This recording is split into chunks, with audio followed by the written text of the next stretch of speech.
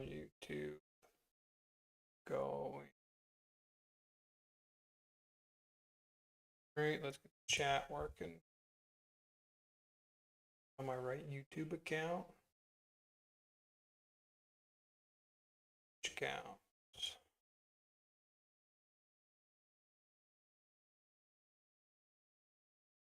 Live, and it should be live. Perfect. Kick's thinking about it.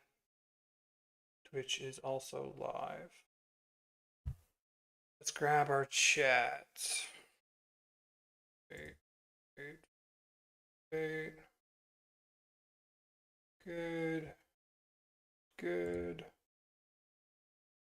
Check.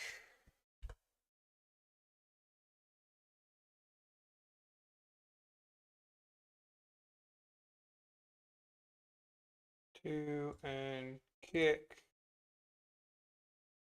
What are you doing?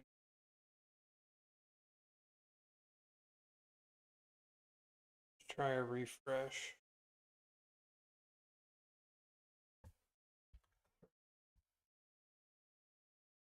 Okay, everything's up.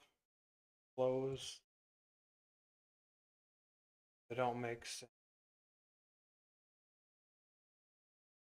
Okay, so today I want to look into the United Kingdom political system a little bit.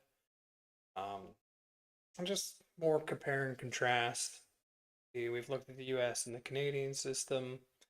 You could say that these systems were built off what the UK has done. So let's see their system. Here we go.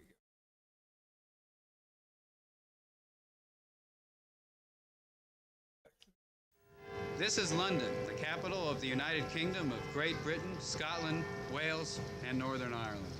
At one time, much of the world was ruled from here.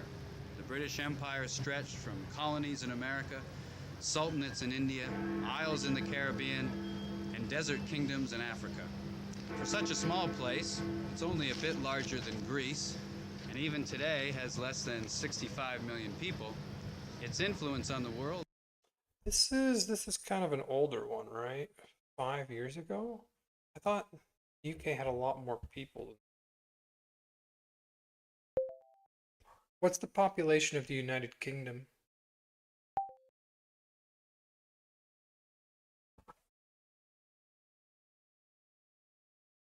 Okay, as of the most recent official original estimates from the UK's Office for National Statistics, the population was just under 70 million. Okay. Has been extraordinary. Shakespeare, the Industrial Revolution, the English language, even the Beatles, all hail from the United Kingdom. The UK has also had and still has a remarkable impact on the democratic world. We see the origins of human rights law in the Magna Carta, signed in the year 1215. And the UK's legislature is called the mother of all parliaments because of its role as a model for new democracy. What's the Magna Carta? What's the Magna Carta? I'm just gonna get the right. The Magna Carta is one of the most famous and influential documents in Western legal and political history. It is a royal charter of rights originally sealed by King John of England on June 15th, 1215 at Runmedi. Okay. Key provisions and enduring clauses. Most of the original 63 clauses dealt with specific medieval feudal customs and have since been repealed. However, a few principles proved foundational. Clause 1 guaranteed the freedom of the English Church, still partially enforced today. Clause 39 and 40 often combined in later version as Clause 29 of the 1297 reissue. No free man shall be seized or imprisoned or stripped of his rights or possession or outlawed or exiled or deprived of his standing any other way, nor will we proceed with force against him or send others to do so, except by the lawful judgment of his equals or by the law of the land. To no one will we sell, to no one deny or delay right of justice. These established ideas of due process, trial by peers, protection against arbitrary imprisonment or punishment. Back in the 1200s, huh?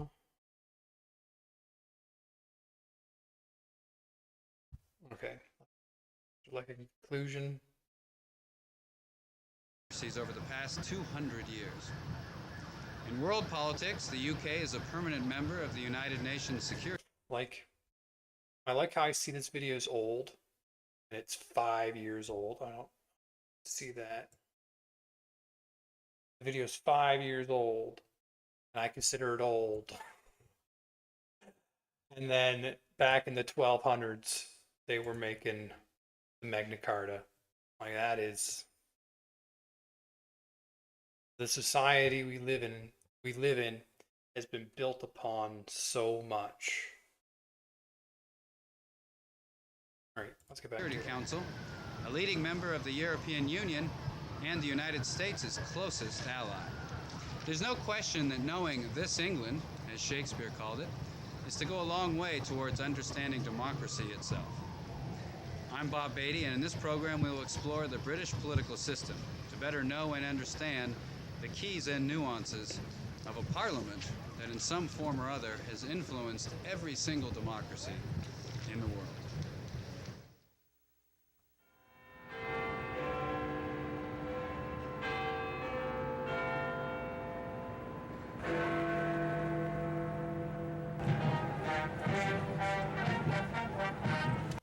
This video has to be older, and it was only posted 5 years.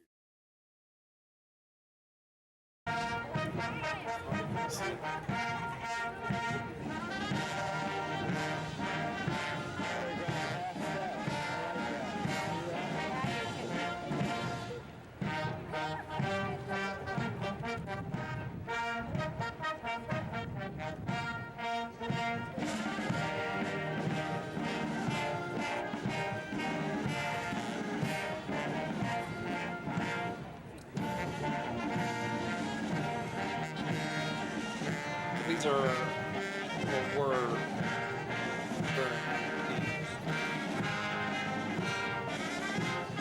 Assume we're gonna see them in the video. Members of Parliament.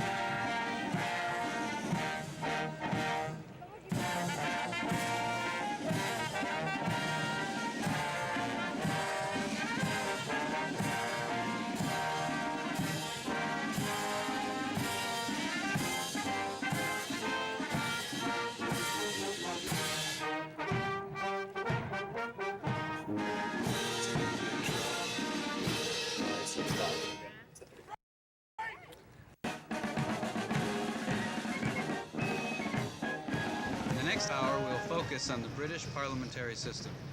What is the British Parliament? What does an individual member of the House of Commons, or MP, do? House of Commons, so we use the same terminology. Canada as they members of Parliament, House of Commons. And what is up with the House of Lords? We have the Senate, they have the House of Lords. We hope to answer those questions and more as we cross the Thames River. Is the House of Lords, I remember seeing something where they had like a giant golden mace of some kind. And I assume that's the House of Lords. The Palace of I guess we're Westminster. going to get to see. For this program, the British Parliament. The British parliamentary system is essentially a parliamentary rather than presidential system. We have 659 MPs each one of them has their own constituency. So then, the number of MPs, like the members of parliament, is based off population. We have like 300 and something. We have a lower population, 40 million. That makes sense. And the aim of Parliament is essentially, of course, to run the country. However, what really matters in Parliament is that members of the government, Tony Blair, for example, is also an MP, so are most of the major ministers. They're all MPs, and therefore, of course, we don't have separation of powers in the sense that you would have in the United States. Control of the parliamentary timetable is very much the responsibility of government. And in fact, most of the work of Parliament, although sometimes it seems very exciting when we have things like Prime Minister's Question Time, when the parties appear to be fighting it out across the floor of the House of Commons, most of what goes on in Parliament is relatively routine. Well, first of all, actually, incidentally, sorry. First of all, I should welcome the Right Honourable Gentleman to his new position. And to say how delighted I am that someone written off under the last Conservative government is now given the chance to rehabilitate himself under Labour. Well, I'm very grateful to the Prime Minister for his warm words of welcome, but I'm afraid he really didn't answer the question. Let me give him the answer. Let me give him the answer. It didn't change a whole lot, has it? Job I'm doing. I mean, it's a wonderful place to be here. I mean, I got here in my mid-50s, rather later in life than most MPs, and it's a great liberating position to be here, to know that instead of shouting at the television, you can face with the Prime Minister and tell him where he's gone wrong, and you can have a little bit of influence on how the world is run, and particularly how Britain is run. So it is, I mean, it's a wonderful job for anyone to be in. I might do it for nothing. I mean, if I need money, I'd pay to do it, but they actually pay you as well, which is extraordinary. But I believe it's probably the most satisfying job that I could do, and unless you can be a great surgeon or someone else where you can save life or make a great difference and make some major scientific discoveries. If you're a person of average ability, you can have a very satisfying life in the world of politics, as long as you set out what your horizons and your aims are. You divide your role up really, I think, into three areas. The first is representing your constituency, and that's a very intimate relationship here. I represent 60,000 adults, 60,000 voters. Most of them feel they have a claim on my time. They can come and see me if they want to book in and see me at a surgery with a personal problem. Then they can usually do that within a week or two. And I'm in the district, the constituency, every weekend, and I'm expected to be there and be involved in their events. So it's a very intimate relationship. And so I have a sort of primary duty to take up their personal problems. If they can't, they've got a problem with their welfare benefits, or they've got a problem with anything that's going through Parliament at the moment, they bring it to me. The second role is your role in Parliament, where as an opposition member, what you're seeking to do is to be a good legislator. It's a kind of slightly more confused role here because we've got the executive in Parliament, so you're both trying to be a legislator and hold the executive to account at the same time, and we've got ministers coming before us. So the executive branch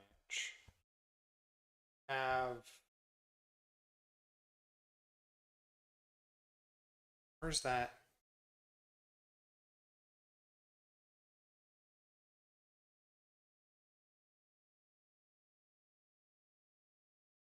I have a diagram.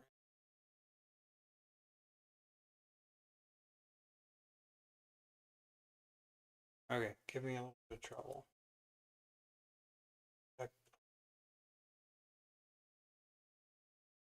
we go. So the executive branch, so the legislature is your House of Commons with the MP. Canada, we have a Senate, they have the House of Lords.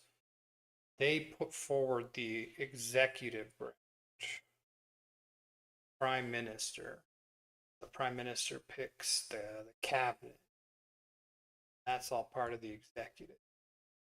He's talking about their job is to hold the executive to account. That we can actually question. So a lot of your time is about grilling the executive. There's that parliamentary role. And then the third role is your party role. And the party role will vary from individual to individual. I've taken on a substantial responsibility as a spokesperson on information technology. So a lot of my time is taken up creating policy for my party on information technology, meeting people in the industry. So an MP has to break their time up between being in the legislature, holding the executive to account, being in their own like district where they were elected to represent, and then there's also party role stuff. And really sort of pushing the cause to show that my party is doing well in information technology. Primarily, it is to represent the views of the constituents of Beckenham in the House of Commons and to take an active part in the legislative process. There is, however, a lot of pressure, and this is actually a fundamental constitutional change, where an MP is seen to be doing an awful lot of social work. And the social work aspect is sorting out constituents' problems that frankly should have been sorted out by the organisations involved long before they get to the level of a Member of Parliament. I mean, my main job as MP is to represent this area and the people who live in the area. So first and foremost, I take the constituency casework and the dealings that I have with individual constituents as my top priority. Sometimes that means acting almost as a social worker. Sometimes it involves acting as an advocate, often with bureaucracies or agencies that don't give unless they're pushed hard enough.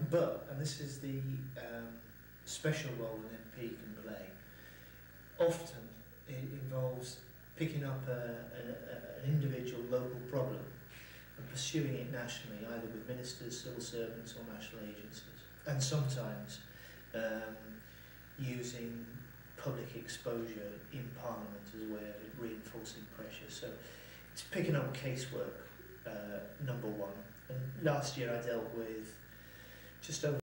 I just remembered I haven't updated what I'm actually talking about. Different streaming sites. News and political content was the last thing I...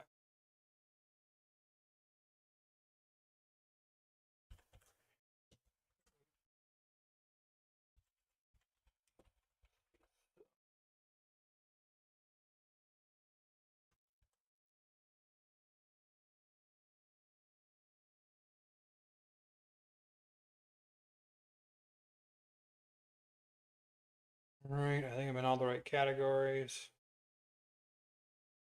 Get back to over 1,500 individual cases. And that's out of a total population in the constituency of about 60,000. There are a number. I've done 10 commandments on the party, which I can't remember them all. But I think the most important one as an MP, I mean, certainly to support my party is there, but to enlarge its horizons, to convey messages in a way that's coloured with humour and with a lightness of touch, we hope, so it becomes palatable, so to communicate effectively. But I think the most important of my 10 commandments is that we should neglect the rich, the obsessed, and the tabloid press, and seek out the silent voices.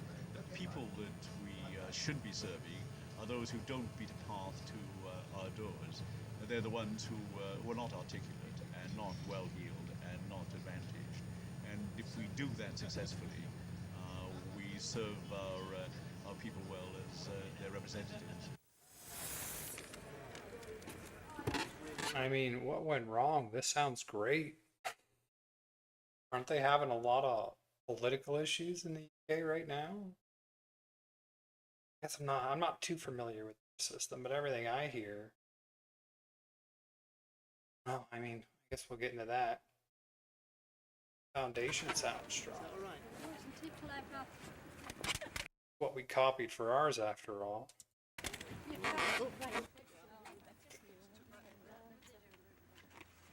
Every MP or Member of Parliament takes on a number of roles as a member of the House of Commons. The first is the legislative and scrutiny role, in which MPs shape, debate, and scrutinize legislation. MPs also have to represent their constituency, a role which is taking more and more of their time and has made some, such as Jackie Late, say that she sometimes feels like more of a social worker than an MP. Part of this role is scheduling what are called advice surgeries. These are appointments MPs have with constituents to hear their problems and concerns that constituents often expect MPs to take back to London and do something about. And do you get out when there's not an election and still meet people? Or, I do. I do my fixed advice surgeries in the office and at the town hall, but I also do street surgeries. So I'll leaflet 200 houses, for instance, and if they want to see me, they'll put it up in the window and I'll call and see them. So what I find is that if you go to people like that, then you come across problems and they contact you in a way that makes it better. They'll come to me if I go to them. My godmother was an MP, coincidentally, in a neighbouring constituency, and she used to be able in the 60s to reply to all of her constituents' letters by hand. I now have 2 staff, and it's been an exponential increase, and in fact it has worsened since 1997 because an awful lot of the Labour members who came from a social work, public sector background, felt that their job as an MP was much more to be a social worker. And so a lot of the changes that have taken place in the House. Well, even more than this, like nowadays, it's so easy to just send an email to your MP to contact them however they want to be contacted. That like they need like staff in order to be able to go through everything. House of Commons has been to facilitate the social work role rather than the legislative and scrutiny role. So you're doing something wrong somewhere? Well, we used to sell Margaret Thatcher disbanded South Yorkshire County Council. It used to be 10p, did it? Are you waiting for him? It used to be 10p. Where's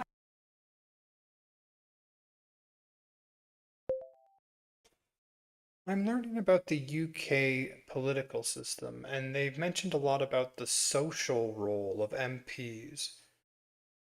Is this something that's still widely practiced?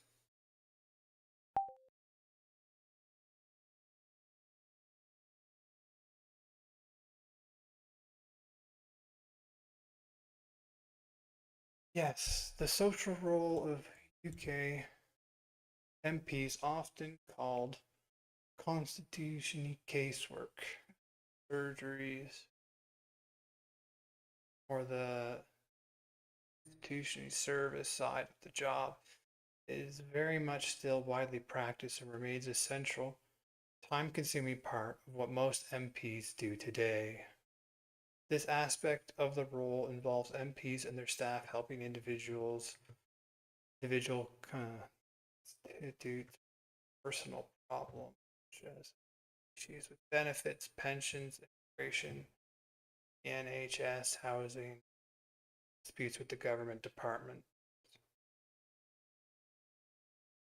MPs also hold regular surgeries, advice sessions in person or online, attend community events, visit local organizations, act as advocates to meet in constant democratic system. Okay. I'm just saying, it'll come back again. Let's go to shopping. Another role for many MPs is the party role. Along with his other duties, John Healey served as the Personal Private Secretary, or PPS, for Gordon Brown, Secretary of the Exchequer in the Blair government. Well, the first characteristic of the week when Westminster's sitting is that it's divided between home here and the constituency, and normally about 4 days away down in London at Westminster. So what I make a point of doing is dropping our 6-year-old son off at school first thing on a Monday morning, and I stick to that come what may, and then normally I go to the train station straight down to London. What I like to try and do is clear as much as I can when I'm down there, so I have a ridiculously long working day down there. I take the view that if I'm in London, I'm in the Commons, I may as well be working. So Monday to Thursday, I'm in London. I do whatever I can to get home again on Thursday night. I don't care if it's 2 in the morning. If I can do that, I'm there when he wakes up in the morning on Friday, and again I take him to school on a Friday. So Monday to Thursday in the Commons, I would try and do a couple of hours casework and correspondence before about 9 o'clock in the morning. Most of my morning will be tied up with meetings at the Treasury, sometimes without Gordon Brown. That's part of my job as PPS. The afternoon, there may be duties in the Commons, committees or in the Chamber. Part of my job as parliamentary aide to Gordon Brown is to be his eyes and ears in Westminster, so I have to be around and I have to be available for MPs that can't get to Gordon but get to Gordon through me. And so I normally will get back to my desk again at about 10 p.m. and then often 3 or 4 hours clearing what I haven't been able to do during the day, mixture of casework, bit of research, work on the different issues I'm following, and then back again in the morning. So that's Monday to Thursday. And then Friday's a day devoted to the constituency, work in the office here, picking up casework, sometimes surgeries, advice surgeries, often visits, local groups, employers. I wonder why they call it surgery. Going out and essentially working with the constituents. Things like that. Saturdays would tend to be advice surgery in the morning, and then I normally try and stop at that point so that Saturday afternoon and Sunday is there for the family. It sounds like he works hard. Dealing with a gentleman who's got some interesting views. I'll just give you background. Quite often people have difficulty with the health service because of waiting times and waiting lists. And his particular case, he'd been waiting for quite a long time for this operation, a very serious operation too. And it had not come through, so I worked with his doctor, his normal doctor, to see if we could get it brought forward. And eventually we did. Now, it shouldn't work like that. I mean, it shouldn't be a letter from an MP that says, come on, you know, this ought to happen. Yeah. But in that particular case, we were able to just make sure that all the medical evidence was put forward, and eventually they did bring it forward. And it was. And you supply a letter and a phone call, and just sort of. And chase. And Nikki and my colleagues in the office also then do an automatic follow-up. If we haven't had a response after a certain period, automatically follow up and see what's going on. Wow. All right?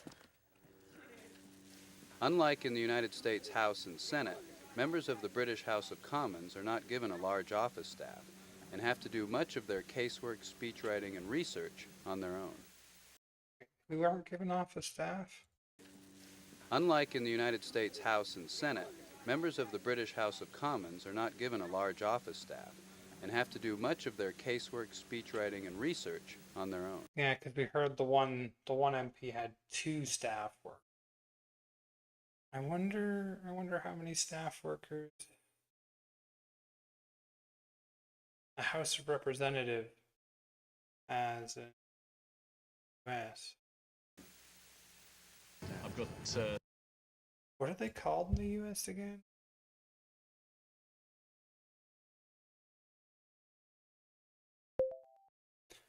On average, how many staff does a member of the House of Representatives have? Like this is old, so I assume they'll have more today, just because of how easy it is to contact them. On average, a member of the U.S. House of Representatives have about 15 staff members in their personal office. This figures come from Congressional Research Service.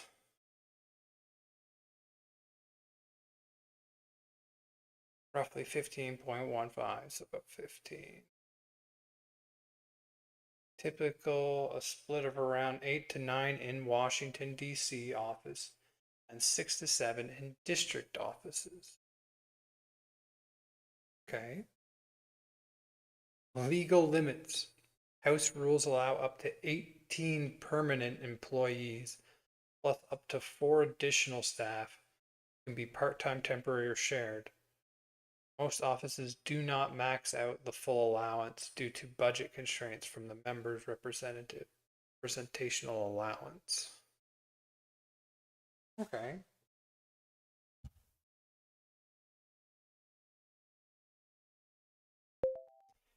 In Canada, how many staff does the average MP have?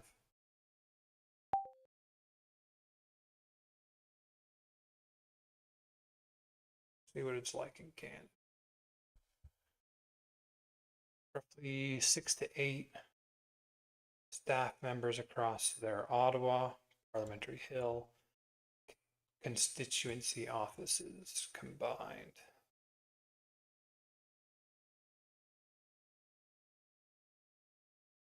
With some variation depending on the size and needs of the riding.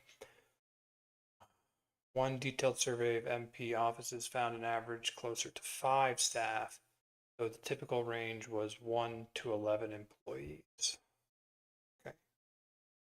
3 staff, then we have a sum of £70,000 for staff now, which is very generous compared to what we had in the past. So we can employ 2.5, 3 people at good salaries, at adequate salaries to survive in. I want to know what their average is today too. How many employees does the average MP in the UK have today?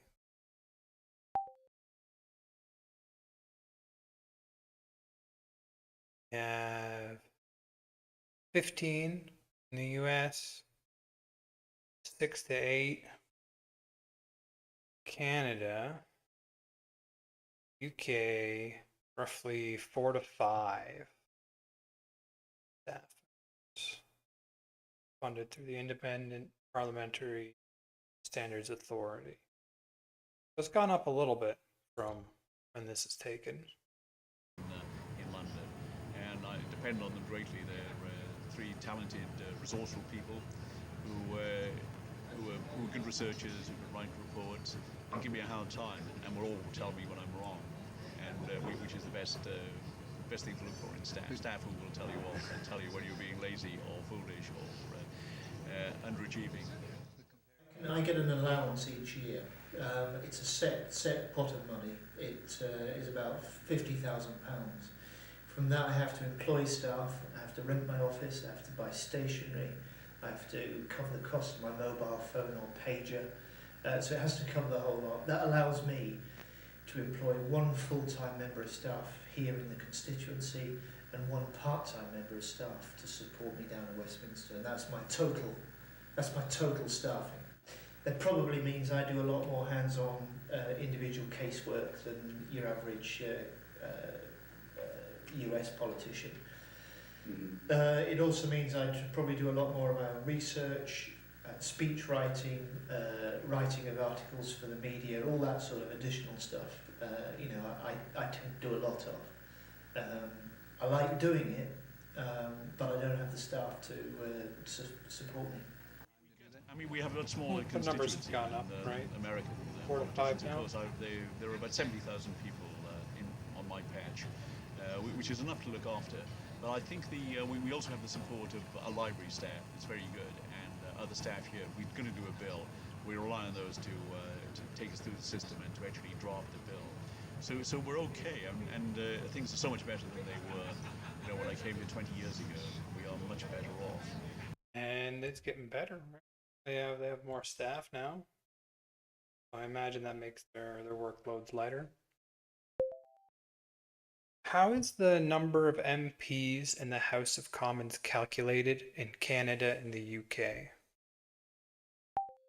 He said 70,000 people. Right. Is that average or? Okay, let's see. United Kingdom, the total number of MPs in the House of Commons is fixed by law at 650. Each MP represents a single member parliamentary constituency, also called a seat, elected via first past the post. The number is not calculated based on population growth or census data in a formulaic way that changes the total. Instead, it is statutory set currently under the Parliamentary Constitution Act of 2020, which restored and locked in 650 after earlier attempts to reduce it. Okay, we're not going to go too much. The UK is divided into 4 parts: England, Scotland, Wales, Northern Ireland, and seats are allocated between them proportionally based on the registered parliamentary electorate, not total population. Registered parliamentary electorate. So how many people can vote, essentially?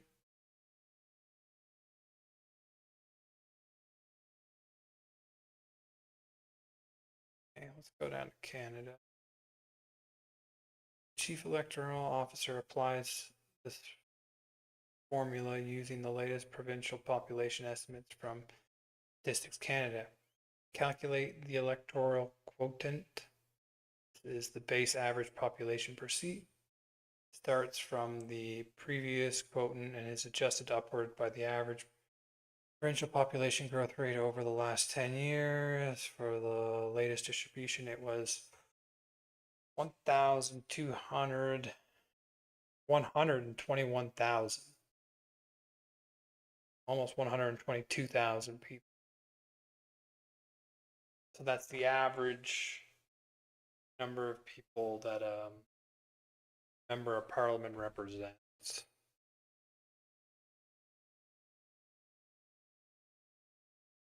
So key differences: UK is fixed at 650.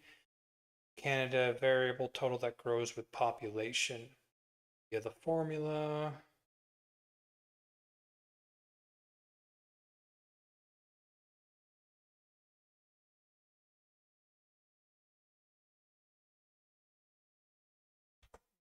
See what that is. Registered parliamentary electorate.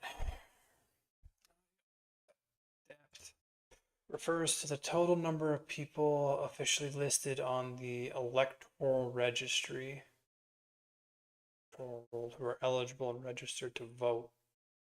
So they do it based off the people registered to vote in UK parliamentary elections.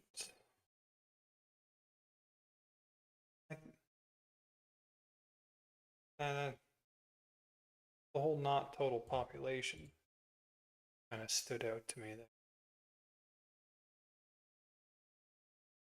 Right, let's continue. But the work increases to fill the available time.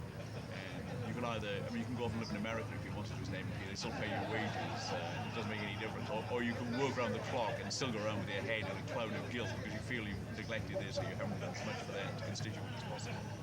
But I believe it's reasonable at the moment compared to most parliaments. Most regional parliaments, we're better paid and we have better allowances than ever before, and they've increased by a great amount in the last 10 years. And they keep increasing. There's a great deal of party discipline in the House of Commons. Each of the political parties expects its members to follow the party line, and most of them do. They follow the party line not necessarily because they're bullied or cajoled into taking decisions which they fundamentally disagree with. There's what one writer has called a culture of obedience, whereby MPs who've always supported a particular party, once obviously they're in Parliament, will continue to do so. And certainly, okay, there are mechanisms whereby party discipline is ensured, and sometimes threats or even bribes are offered in the form of jobs and whatever to individual members. They just generally do follow the party line. Also, It's sometimes very difficult to hide because the voting system in the House of Commons is in no way electronic. Each member of Parliament it is clear who he or she what he or she is voting for, simply because they pass through a particular lobby, and by passing through the lobby they're then counted and their votes are registered. So it does make life difficult for those who, shall we say, wish to express opinions that are in opposition to the party line. I wonder if that's still how they do it. Because I've seen, at least in the United States, in some places, they have like electronic voting systems that they use.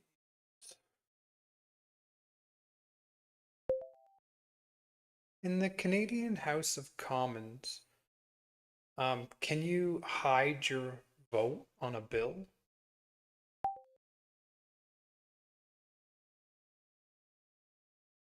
Or is everything still public?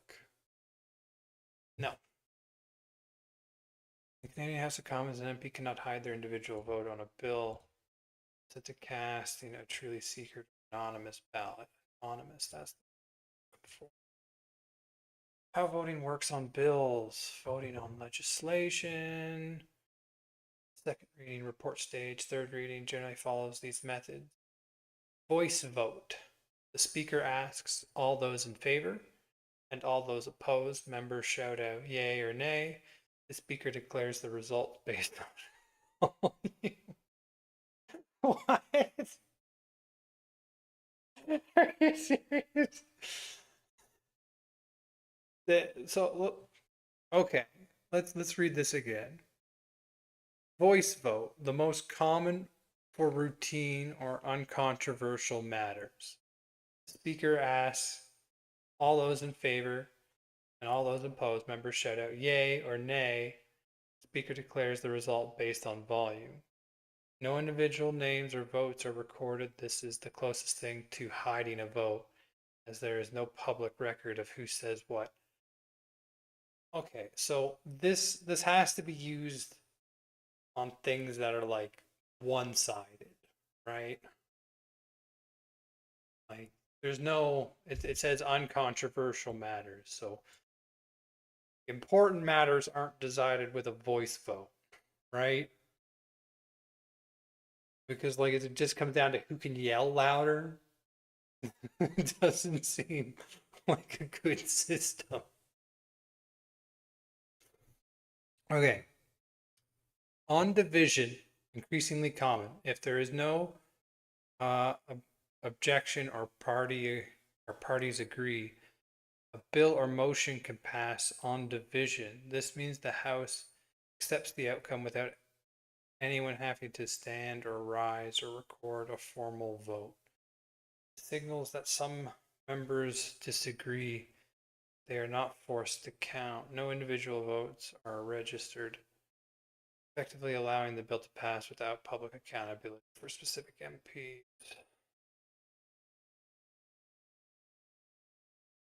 Increasingly common. That's not good.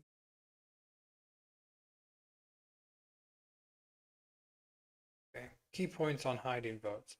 There is no secret ballot for votes or bills or most motions in the House.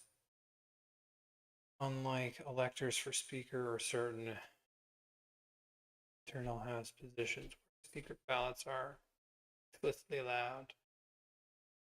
MPs can effectively avoid having their vote publicly recorded by not requesting or forcing a recorded division, allowing the bill to pass on division, simply not showing up or remaining seated during a recording division. Okay.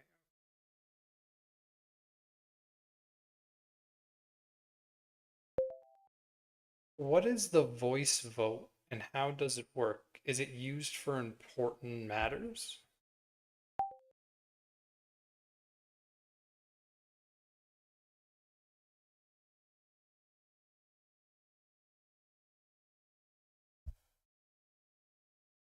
Here. A voice vote.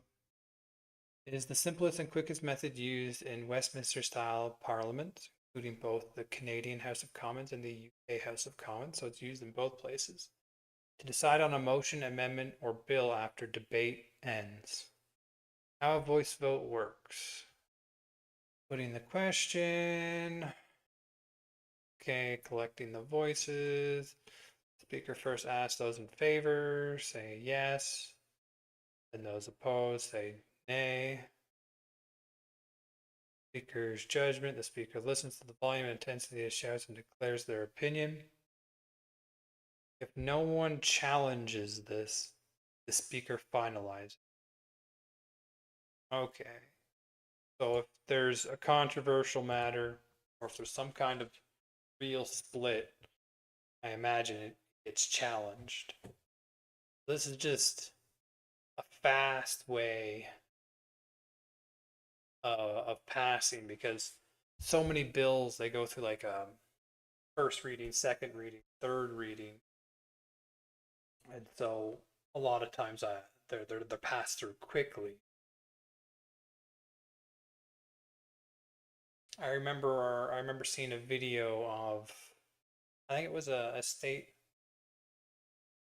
government in the US, and they had little buttons that they would click. I mean, at least what I was watching was people clicking other people's buttons.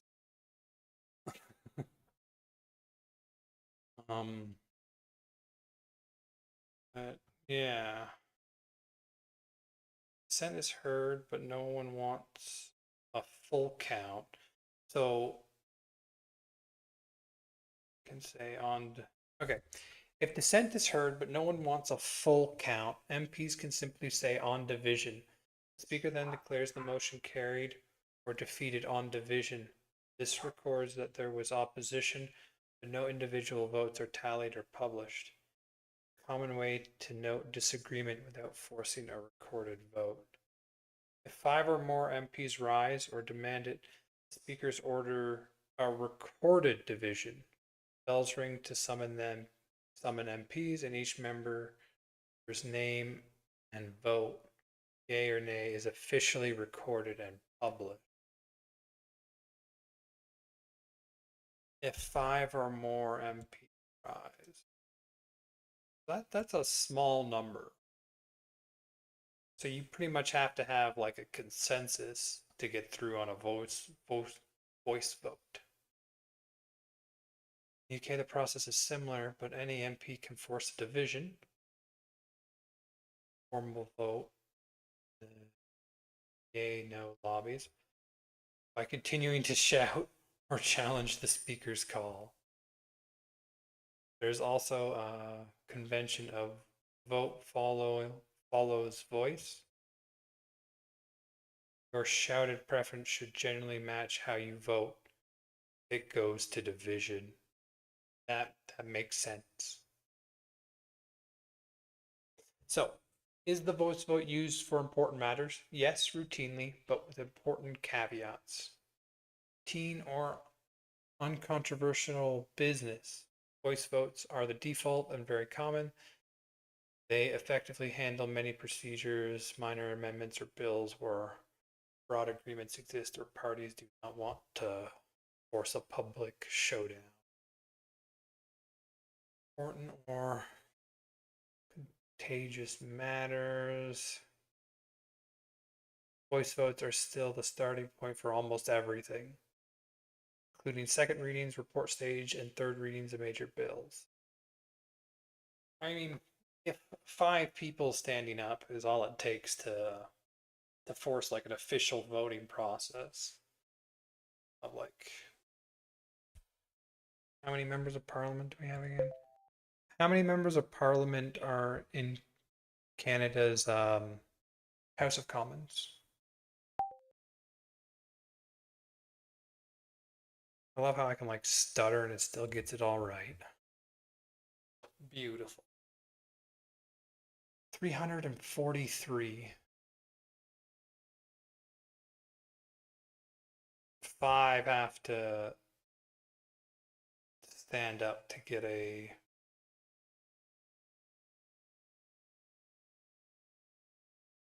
like an official counting of the vote. So, all right. Yes, Yes. Oh, yeah. I think yes. I think it's compared to most legislatures throughout the world that MPs vote for their own parties, taken as a matter of loyalty.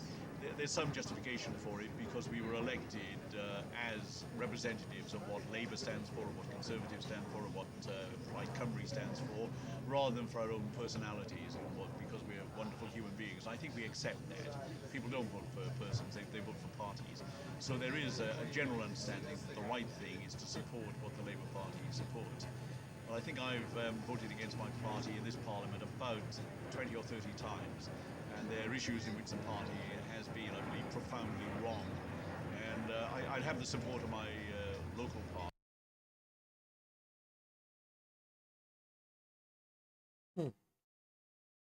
My constituency would be backing me on that. The principal one has been on the Iraq War, where I believe we were deeply and seriously wrong. And we took a decision on an entirely false basis, on the belief that there was weapons of mass destruction in Iraq, which clearly there weren't. And we sent British soldiers in to kill and be killed on documents that were forgeries and falsehoods. So are there some votes in which the party says we really need everybody to vote for this one? Are there other votes where they say do whatever you want? Yes, they are. There are votes, but we have a system of whipping one-line and three-line whips. One-line whip, you can virtually not be here, and you really don't have to vote for the party, don't be worried about it. But when they impose a three-line whip, I'll be right back. Just give me a second.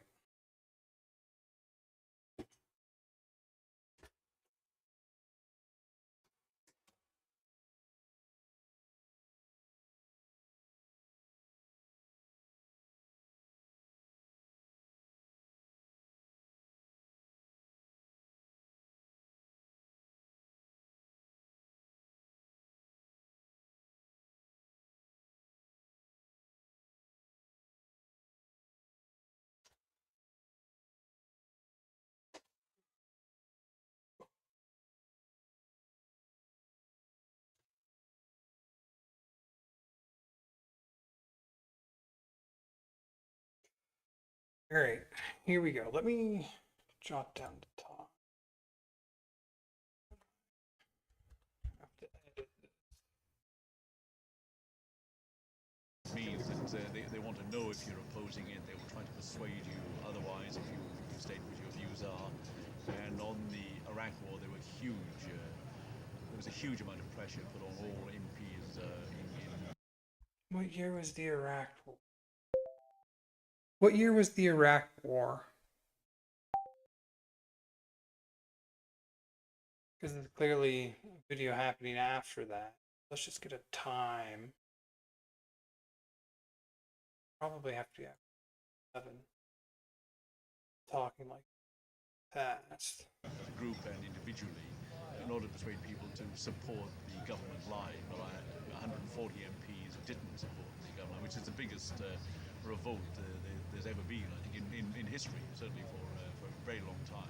That such a large number of MPs, in spite of the pressure put on, which included saying, well, we're going to have a new government, we're going to resign, we're going to, they went nuclear on it with the threats to people.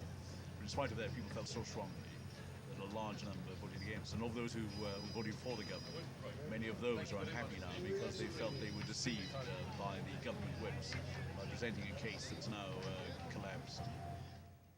You're expected to vote for the party on any issue that is regarded as an issue of party policy.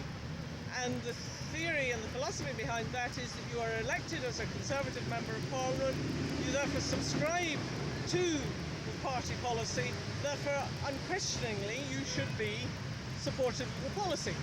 Now, there are times when we have what's called private members' issues, which tend to be matters of conscience, and then the party will decide that there will not be a 3 or a 2-line whip, but there will be what's called a free vote, and you can vote according to your conscience. Whatever I do as an individual MP, I'm under no real illusions that people in this area voted for me because I was the Labour candidate. Now, I like to think that some of them will vote for me in this election because of what I've also been doing as John Healey, the Labour MP. But essentially, they voted for a Labour MP to be part of a Labour government to produce a Labour programme. Now, I think, therefore, that it's quite a serious step. This is one of the, like, he's basically explaining why crossing the aisle thing we see in Canada feels like there's something wrong. Because you vote someone in, and the vast majority of people are voting for that person because they're a part of that party. And allowing that person to change party without any kind of like revote, it just, there's something undemocratic there. Actively to oppose the sort of legislative programme that the government wants to bring in. My job, I think, is to steer and influence it where I can at an early stage, rather than outright vote against the Labour government. I wouldn't rule it out, and there've been a couple of issues where I've been faced with a really pretty difficult decision, unhappy with what we've been planning to do. And having to take a judgment at that point. But the play of the parties, and if you like, the role that the party plays within Parliament is strong. A key aspect in Parliament is getting your party to vote together, which is the job of the party whips. James Arbuthnot served as the opposition whip for the Conservative Party. There is more party discipline in Great Britain. There is much less. I don't know whether pork barreling is the proper expression, but there is less of that. Although most things that come to the United States come to the United Kingdom 10 years later, so maybe we'll find the whipping system breaks down in the United Kingdom. The opposition chief whip has a different job in opposition. The government chief whip has a job which is essentially to get the government business through. And that involves using the right arguments, the right persuasive methods on government MPs in order to achieve the business. The opposition chief whip has... So MPs are not forced to vote along party lines, but they're encouraged to. MPs in Canada are not forced to vote along party lines. What is encouraging them to? I mean, like, they're part of a party. They got elected on a party platform. That's why they have to vote that way.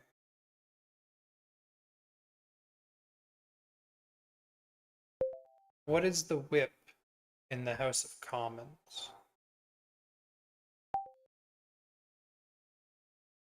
The position. Let's just see what it gives me.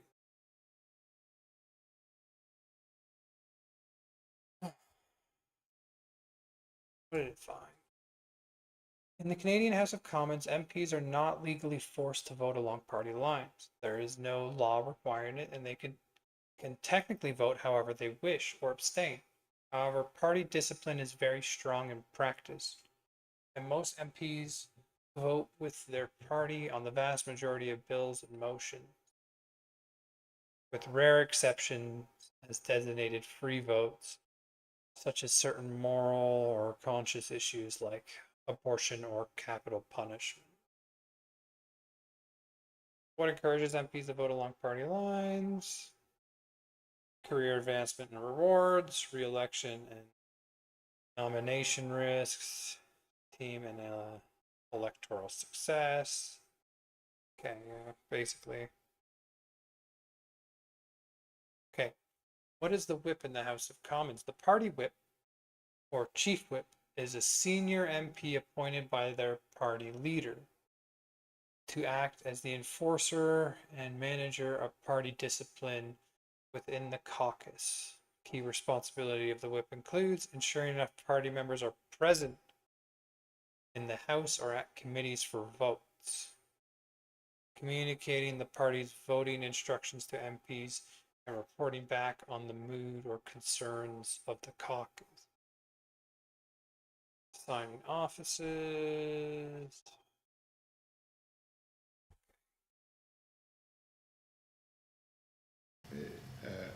A much more subtle job, in a sense, which is to keep the morale of the opposition party reasonably good, and to keep them together, to keep them working together for a common goal, so that they, having been, by definition, defeated at the previous election, they've got to improve their showing and their performance for the next election. So keep everyone as properly occupied as possible, giving them proper jobs, making sure that the work is handed to the people with the ability to do it, making sure the allocation therefore of responsibilities is right. So it's a morale job rather than a defeat the government job. At least in the present climate it is. If the government's majority were smaller, it would change, and it might be that then we would have a real opportunity to take the government by surprise and defeat them in a vote.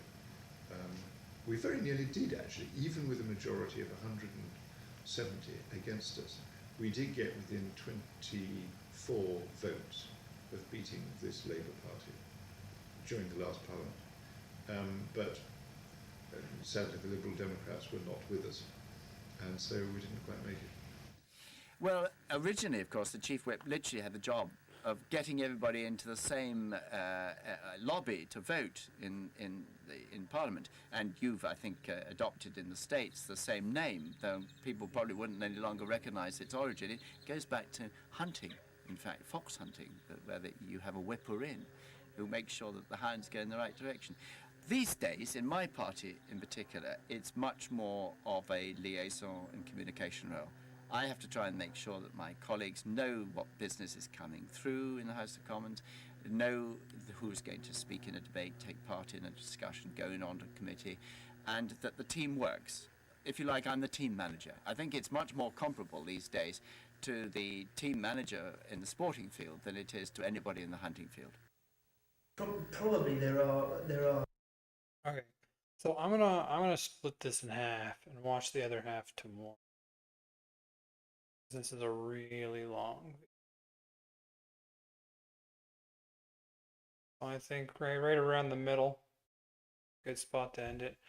I wanna go on X and see some of the current trending topics we're gonna talk about, because I know the NDP here in Canada just elected a new leader, so I want to look at that and see what else is trending. I'm going to be back in a minute to do that. Timestamp change. Good. All right, I'll be right back.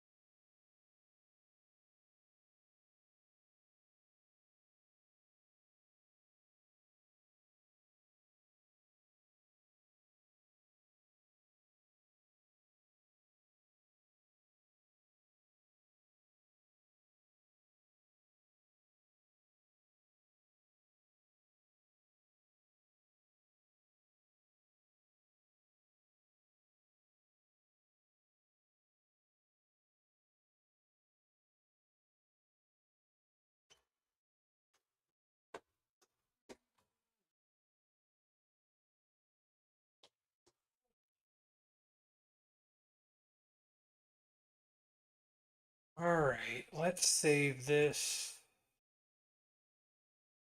Just here. Come back and watch the rest of that. I wanted to watch. They got a couple. I was going to just look at trending. Okay.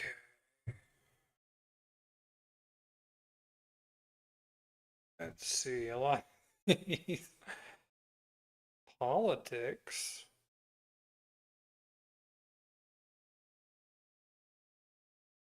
Let's have a look at these two.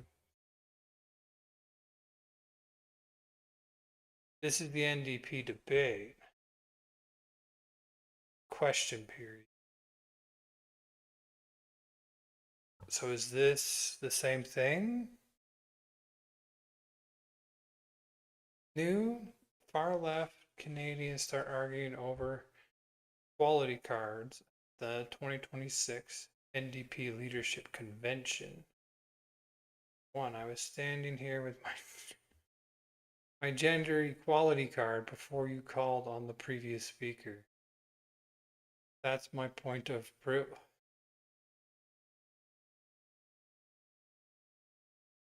I want everyone to be mindful that these cards for individuals like myself who identify as Black women have no value outside of this space. What?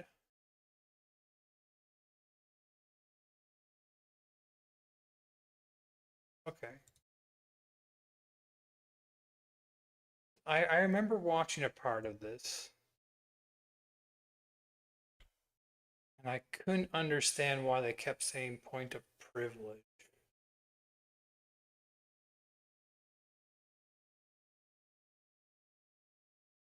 Grok.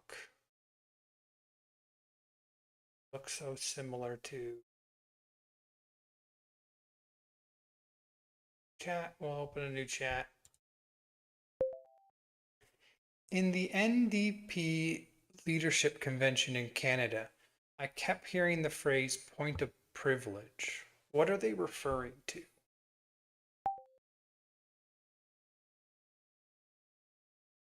That's how they word it, right?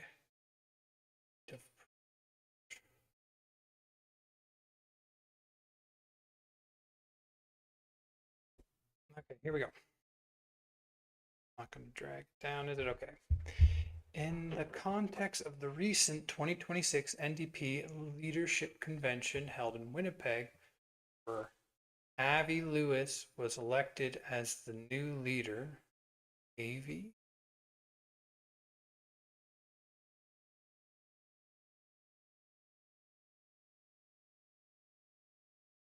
Lewis.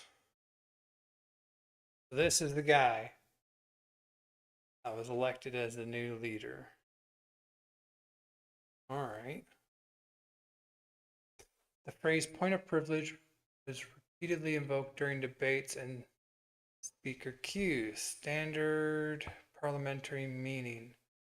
Point of privilege is a formal term from parliamentary procedures rooted in Westminster-style rules used in Canadian House of Commons, provincial legislators, and many organized meetings or conventions. It allows a participant to interrupt proceedings to raise an urgent matter that allegedly affects their rights, the assembly's dignity, or the ability to conduct business properly. Examples include alleged breaches of members' rights,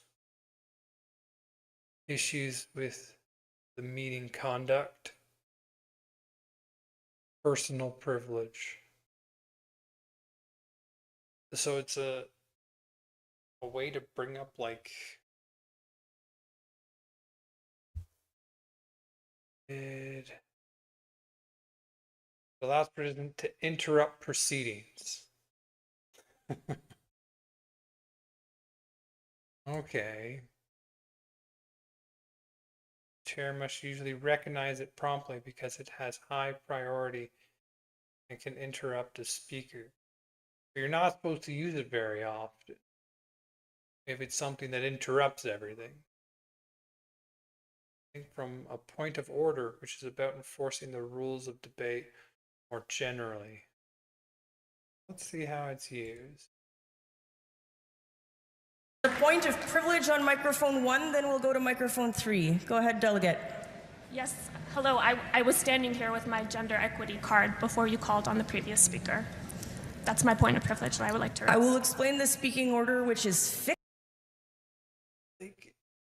You're interrupting proceedings.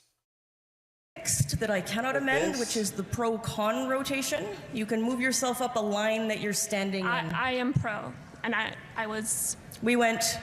You went pro... Like, these are people that are here just bringing up issues, right? Yeah, that seems like a silly reason to interrupt proceedings.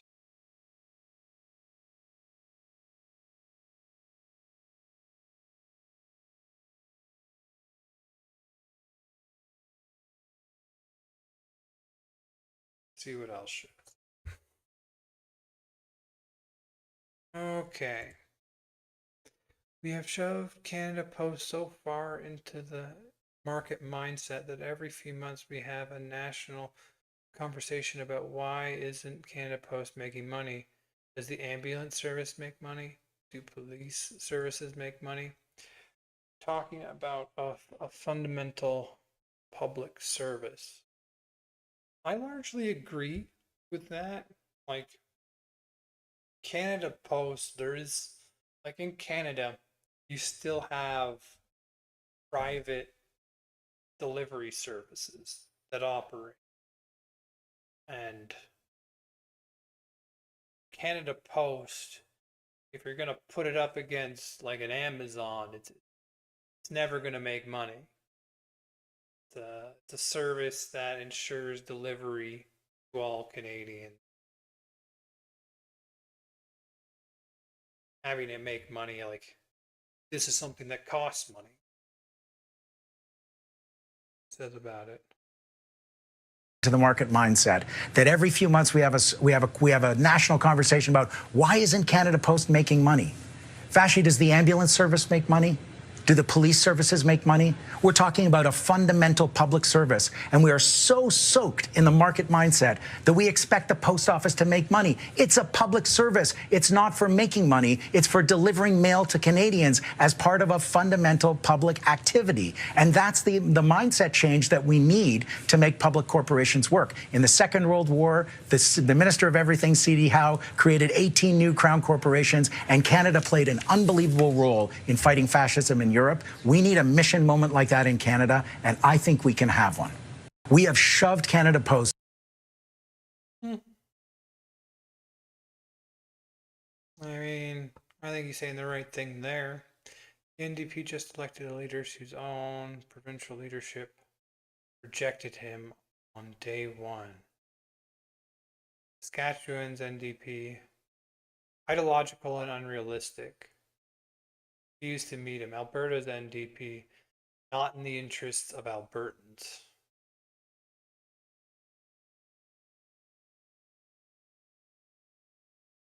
So this is the guy that took over for Jagmeet Singh. His name is Avi Lewis. And if you don't know, the flag that you saw flying around behind him, it's not a Canadian flag. It was the Palestinian. Oh. Like, ouch. Flag. And I want you... Is that what that is? It's certainly not the Canadian flag. Back to where they were waving. That took over for Jagmeet Singh.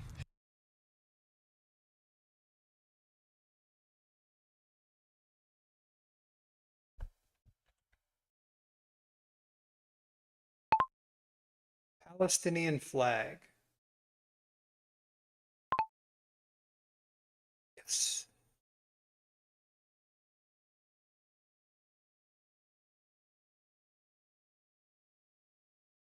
There.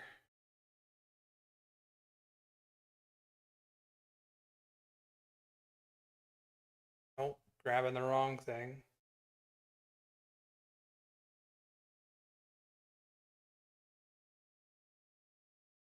I mean, it does look like the Palestinian flag. His name is Avi Lewis, and if you But also at the same time, it doesn't look just like the Palestinian flag. Let me check that.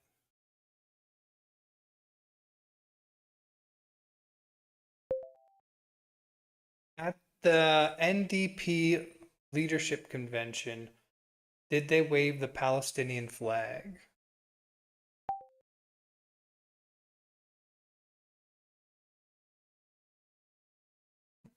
See.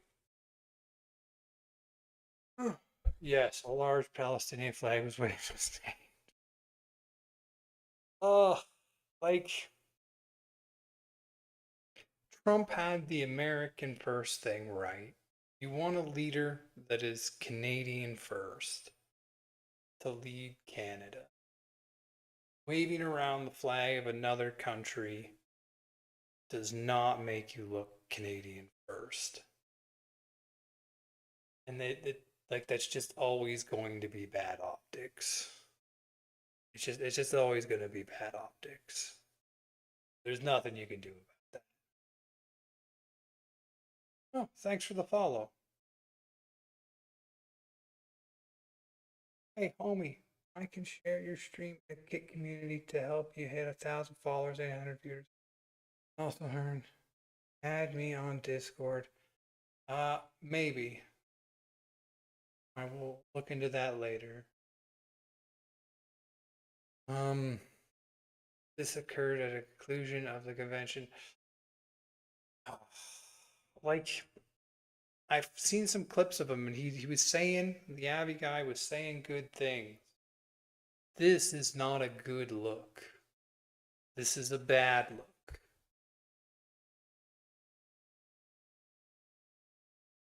Let's finish.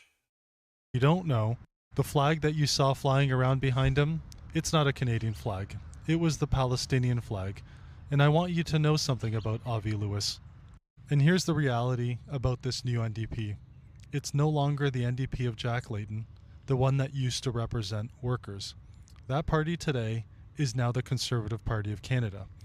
And what I do want to tell you about Avi Lewis, the new leader of the NDP, is, as I mentioned, even though he won the leadership yesterday, that party, it's already tearing itself apart.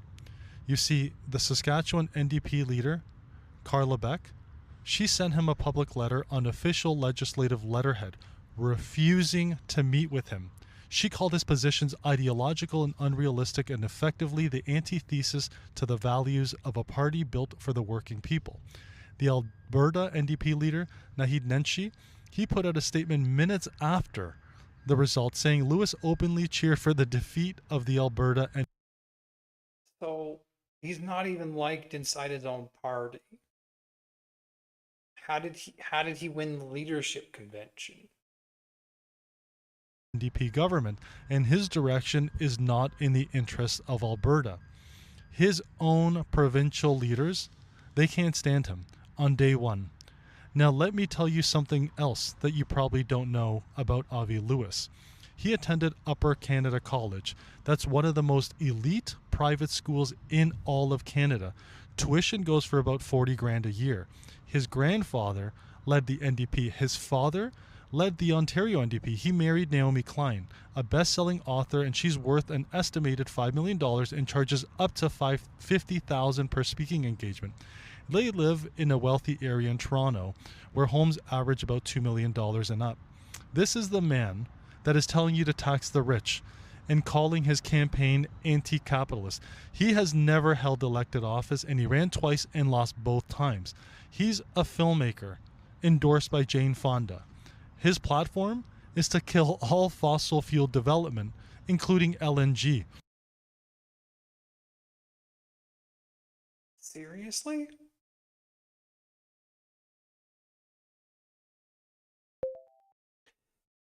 What is the new NDP's leader Avi Lewis's take on fossil fuel development.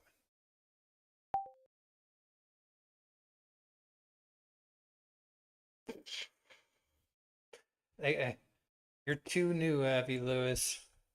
Even the AI isn't putting you in there. It auto corrected your name out. Newly elected federal NDP leader takes a strongly oppositional stance toward fossil fuel development in Canada. Oh, like,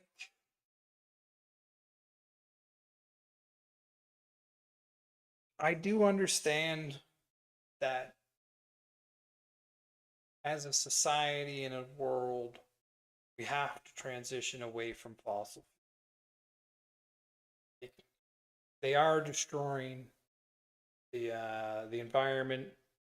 Global warming is a problem, but can't just take a strong turn. Like, look at what's happening. The war in Iran right now. Interrupt 20% of fossil fuels, and it screws over everyone. Like, they're too integral to the entire economy to be strongly oppositional to them. Like, you should be investing into this and then using the finances, the money you make, to then provide better services to the people. Like, our country is rich in fossil fuels. Taking a strongly oppositional stance, not a good stance.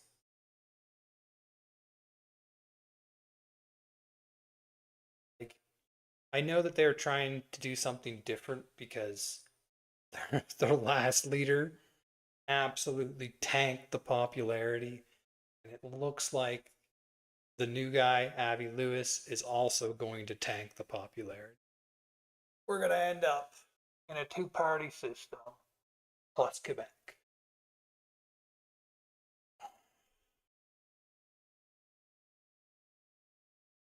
That sucks. Because some of what he says sounds good, and then you look into it and it's like, if you want to like tax the rich and lower the taxes on your middle lower class, need more income to do this. A place where you could get more income is fossil fuel development.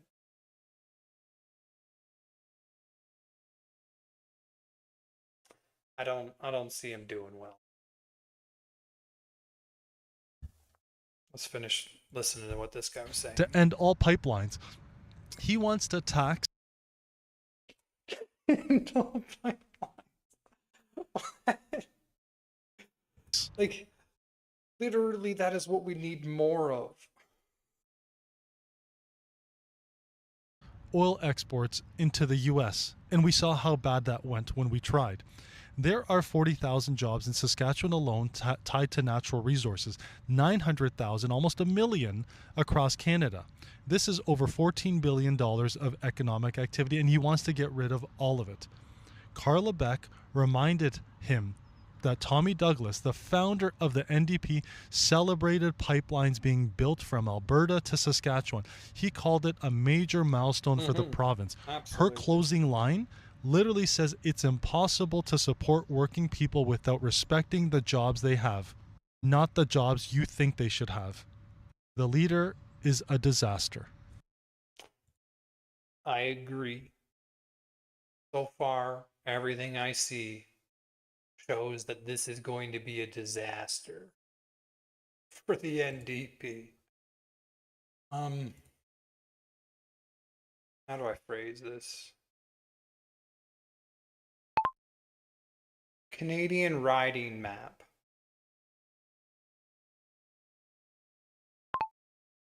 I love that I don't have to type anymore. Let's see kind of seats. Images.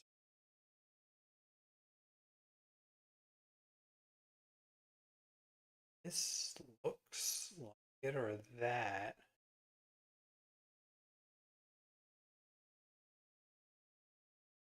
$2015. You know what? We'll just ask Rock. How many seats does the NDP party have, and where are they located?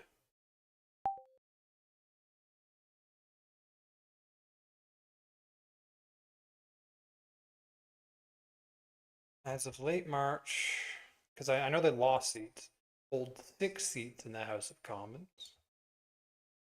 This is down from 7 seats. Breakdown: 1 in Alberta, 3 in BC, and Manitoba and Quebec. Like, you're not doing the things you need to do to get more seats. Let's hear him actually talk.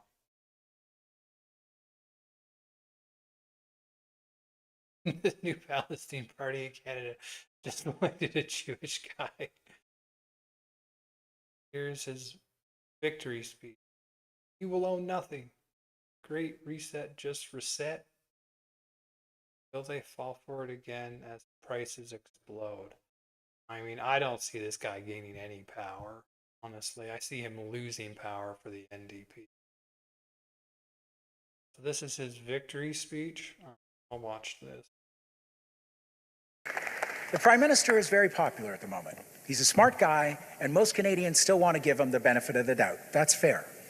But I think when you connect the dots, his moves do not add up to the vision that Canadians truly want and deserve in this perilous moment. $500 billion in a decade for weapons to make Canada a major arms exporter in a war-torn world.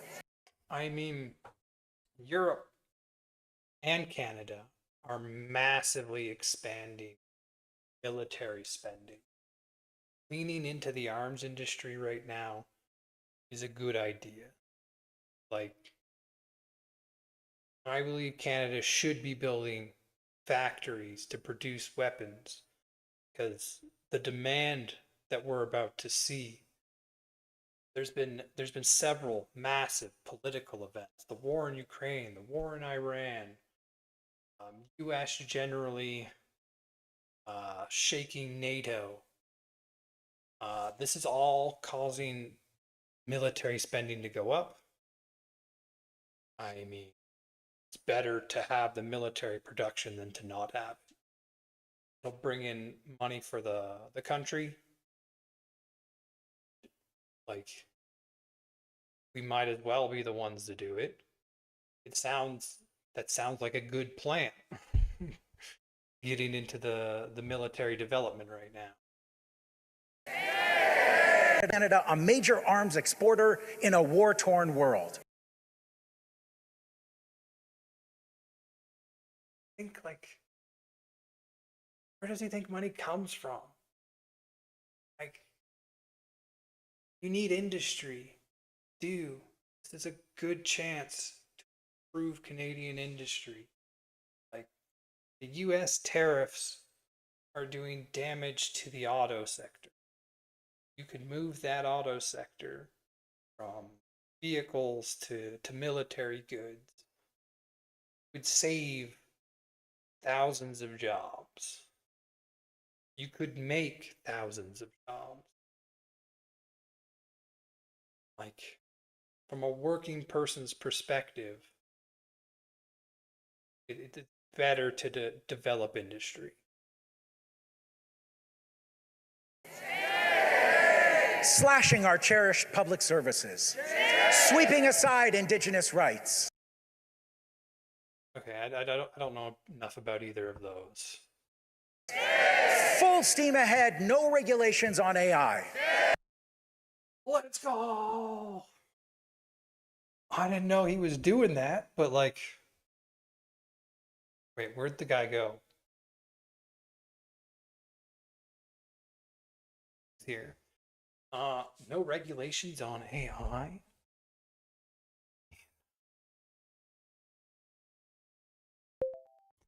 What is Mark Carney and the Liberal government's take on AI?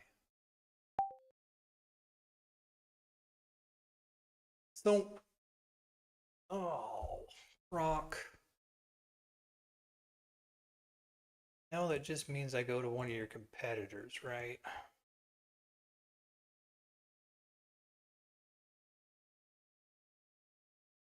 So, like, AI is going to need regulation. But generally, developing AI and in the development of AI, I believe there should be low to no regulation. It's going to be an industry that changes the world. And as much as I believe it's currently in a bubble, the fact is when the bubble pops, those left standing will become incredibly powerful companies that will lead the direction of the world. Okay, let's see what it says. As of early 2026, Mark Carney's leadership of the Liberal government has centered on a value-based realism approach to AI. Carney artificial intelligence is a tech trend. It's the primary engine for solving Canada's long-standing productivity gap. His administration's stance can be broken down into three main pillars. The productivity revolution in government. Carney's most direct impact is mandated to use AI to build a cleaner, more responsive bureaucracy. All right, that just sounds good. The Made in Canada sovereignty strategy. Rejecting the arms race between the US and China, the Liberal government has pivoted towards digital sovereignty. Sovereignty compute. A major focus is on building domestic AI infrastructure. Good, like the AI Fabric initiatives, so that Canadian data stays on Canadian soil, isn't dependent on foreign big tech platforms. That sounds all good. Green and ethical AI. Carney has championed a principled and pragmatic path, emphasizing that Canadian AI must be environmentally sustainable, addressing the high energy use of data centers, and ethically sovereign to protect domestic institutions from misinformation. This does not sound like an all-in, no regulation on AI. Like, this sounds like how you should be approaching AI. Trying to get data centers and stuff on Canadian soil. Because I think compute is going to be important in the future. Okay. Regulations and governance. After the previous version of the Artificial Intelligence and Data Act stalled in 2025, government doubled down on formalizing oversight. Minister of AI is a significant move. Carney appointed Eva Solomon as Canada's first ever Minister of Artificial Intelligence and Digital Innovation. Probably should have had that a while ago, but better to have it now. Guardrails. The current task is regulation by doing. While a full legislative framework is still maturing, the government uses voluntary codes of conduct, strict procurement rules for any AI used in the public sector to set the standards for private sector. I mean, AI is still so new, right?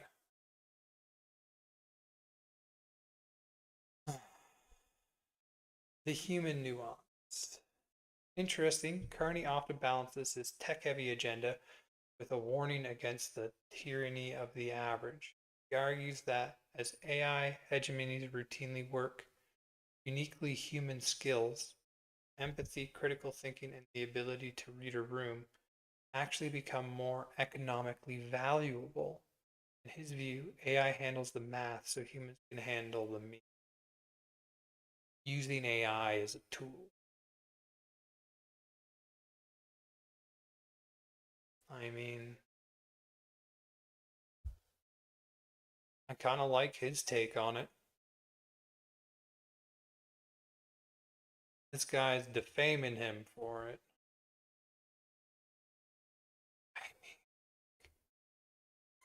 This does not seem like a good pick. And pipelines. In the last federal election, Canadians voted to say no to Trump and Trumpism.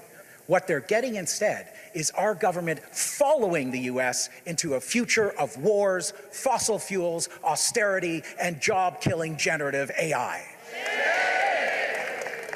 Our NDP has a different offer for this country.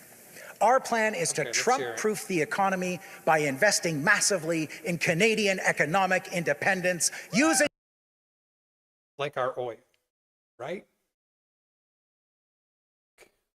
Let's build refineries so that the oil we produce can turn into like gas, diesel, plastics, and then we can move up the value chain, and then we can sell those.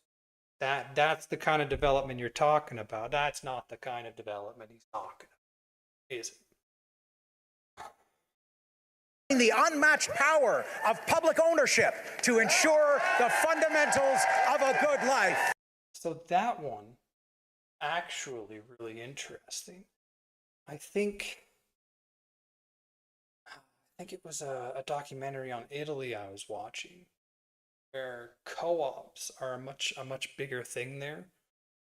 People that work own a part of the company, and so how the company does will essentially raise or lower the value of what they own in the company. And it that works actually rather well.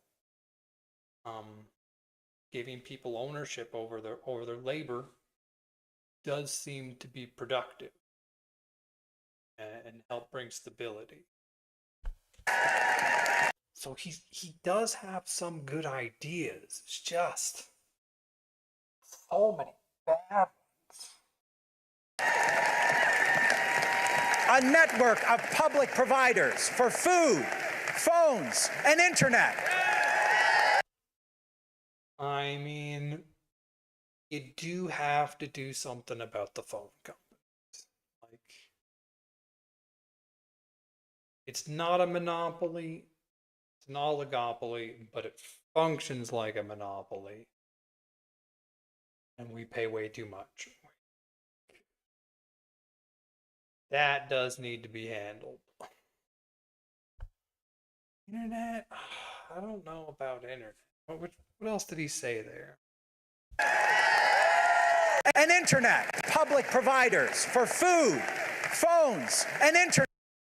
Food has the same kind of issue where there's like an oligopoly. There's a couple just big chains, but I mean, largely they provide food at a cheap cost. Honestly, I haven't seen too many. Like, there's going to be issues. Like, an oligopoly can't exist without causing problems. So introducing like a public service aspect to it, I don't see that as bad. Like, what was it, Madami down in the U.S. in New York, trying to create public grocery stores. The best comparison I can make is the commissary system in the U.S. for those that are in the military or family of the military. They have like a whole separate chain of grocery stores to go to called commissaries, and they work off a different model, and they're usually significantly cheaper. So that system can work. Internet's so divided. Like, I don't think the internet has aggregated enough to warrant the government stepping in. I don't know. I could be wrong. They could be consolidating very quickly. A public housing developer and public construction companies. Housing is going to be so weird. Like, we had such overinflated housing costs. I don't know, like if you control taxes and incentives right, I think the market does pretty well with housing construction. You gotta cut regulation. You gotta fix some zoning problems. But if you did that, I think you would solve most of the housing problem. Like eventually, because there'd be more new starts and more construction. I'd say you lean into that long before you try and create like a government housing setup. There's somewhere in Europe that does that.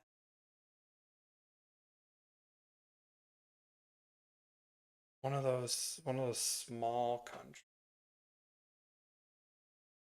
Look at a map.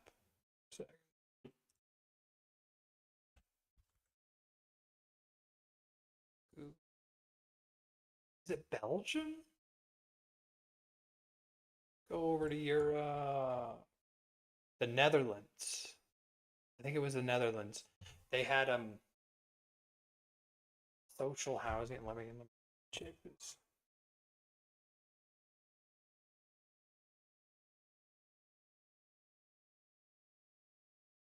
Does the Netherlands use social housing? And if so, how many people percentage-wise live in it? Because the video I was watching, or the documentary I was watching, they have this significant social housing, but they need more, and there's always demand for more, and there's always demand for more because some of the fundamental underlying issues were never addressed. So the private market couldn't provide the housing, so they needed to lean on social housing. And like, I mean, unless you're going to socialize the whole lot of it, I think it's easier and cheaper to cut regulations, change zoning laws, and allow the market to bring down prices. Yes, the Netherlands has one of the most extensive social housing systems in the world. 2026, social housing accounts for approximately 29 to 30% of the country's total housing stock, which is the highest percentage in the European Union. Unlike many other countries where social housing is managed directly by the government, the Dutch system is run by housing associations. These are private, non-profit organizations that are legally tasked with providing affordable housing for people with lower incomes.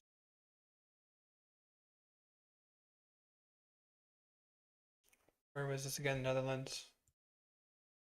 I remember seeing demonstrations for more social housing in the Netherlands. If so much of their housing is already social housing, why are there demonstrations for more?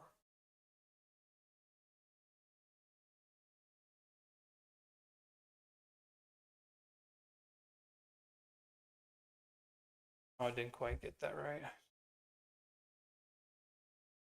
It's a bit of a paradox. How can a country with the highest percentage of social housing in Europe still have thousands of people marching in the streets for more? The short answer is that while the supply is historically high, the shortage is currently critical. As of 2026, the Netherlands is facing a deficit of over 400,000 homes. Here's why people are demonstrating despite the large social housing sector.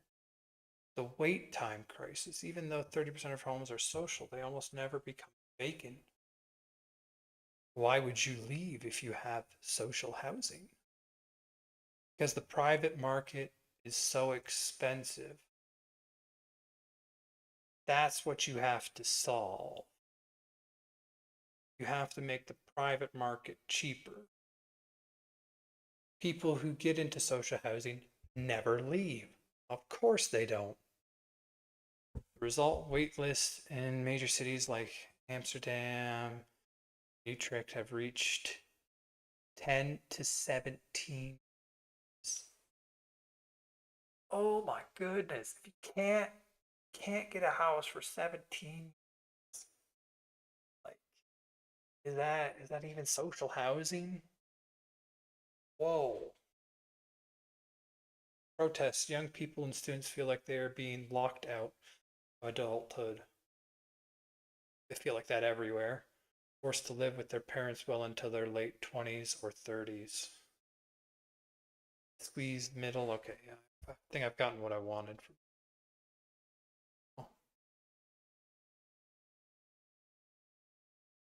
I mean, I don't want to go too far down that rabbit hole.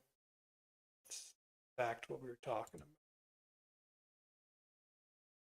Still got some time on the speech. Chat was blocked. All right, here we go. To build millions of non-market homes. A 21st century electrical grid, an EV bus revolution, and a heat pump in every home. Built with Canadian steel, EV bus revolution. Okay, let's slow it up. A 21st century electrical grid. I mean, investing into the electrical grid is always good. That kind of infrastructure, like, always helpful. An EV bus revolution. Buses.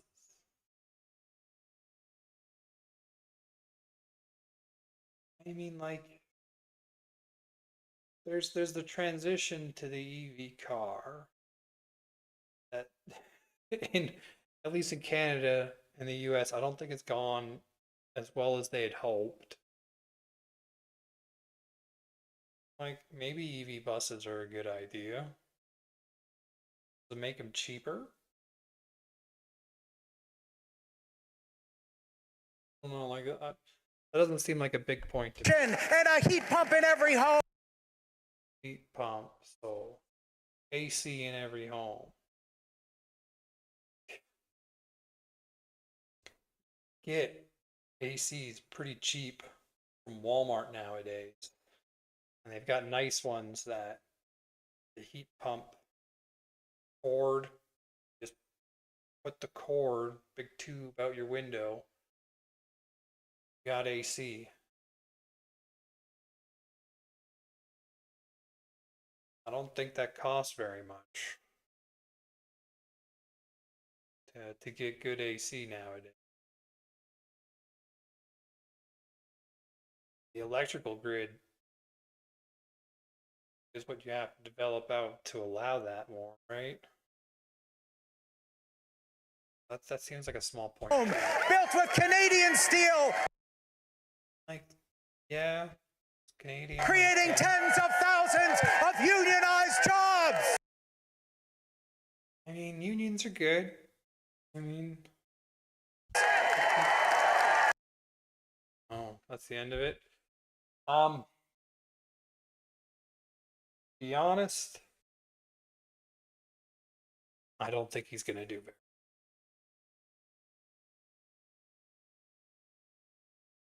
Like, I wouldn't vote for him. Both the liberals and conservatives are doing significantly better than that.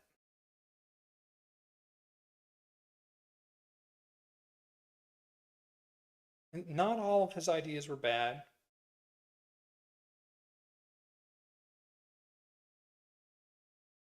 I just don't think he's gonna go anywhere. Let's see what else are they saying. New transgender delegate, the Canadian NDP Leadership Convention. Complained that her quality card didn't like. You can't blame a crazy person for coming in and being crazy at a convention. This is something you open up to allow people to speak. The crazies will come, all right? They'll come, they'll ask stupid questions.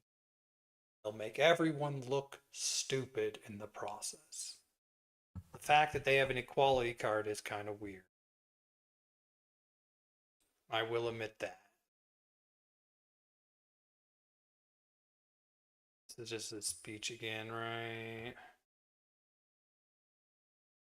Alright. I think we can successfully say the NDP are going nowhere.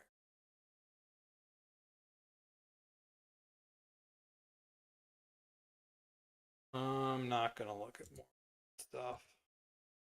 I'd rather look what the other parties are. Let's see what's new in the news.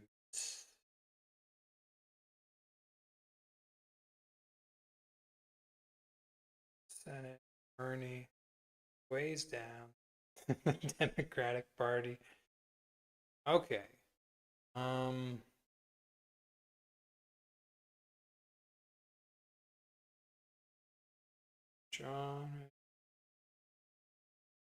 June.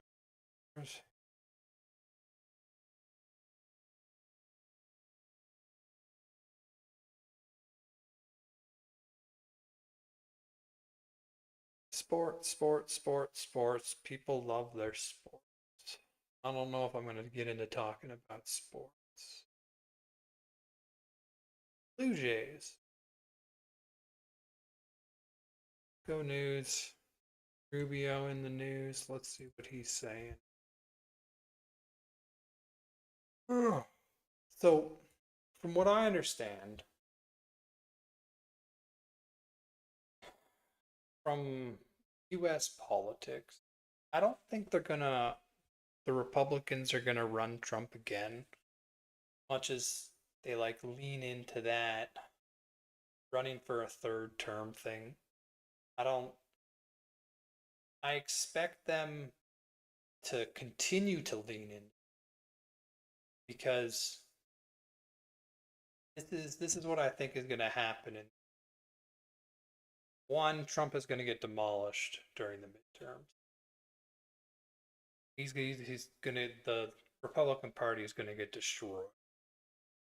And they're gonna have significantly less power to go around doing whatever they want for the 2 years after it.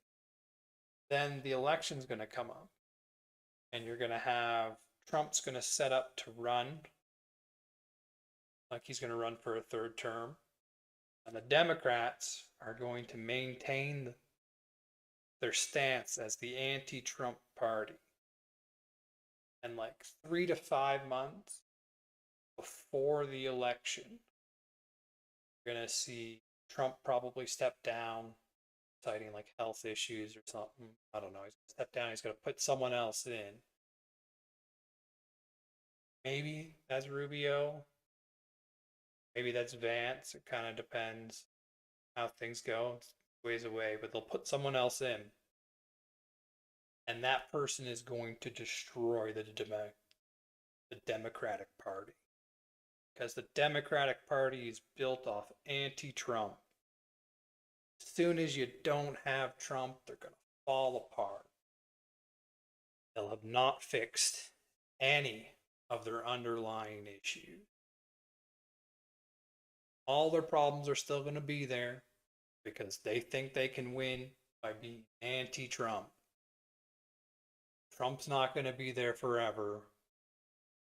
Like, you gotta make people want to vote for you, not make them not want to vote for the other side.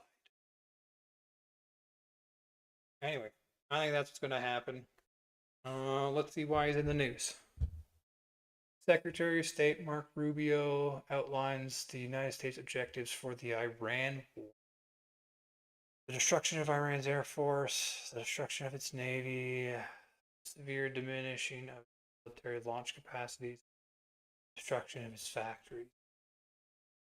Oh, you're forgetting an important objective. Opening the Strait of Hormuz. Put that one at number one. That goes to number one. See what he says. This operation, okay, and that's what this is, it's about very specific objectives. The president laid them out on the first night of the operation. I'll repeat them to you now because I hear a lot of talk about we don't know what the clear objectives are. Here they are. You should write them down. Number one, the destruction of their air force. Number two, the destruction of their navy. Number three, the severe diminishing of their missile launching capability. And number four, the destruction of their factories so they can't make more missiles and more drones to threaten. So they've lowered the bar to where they currently are.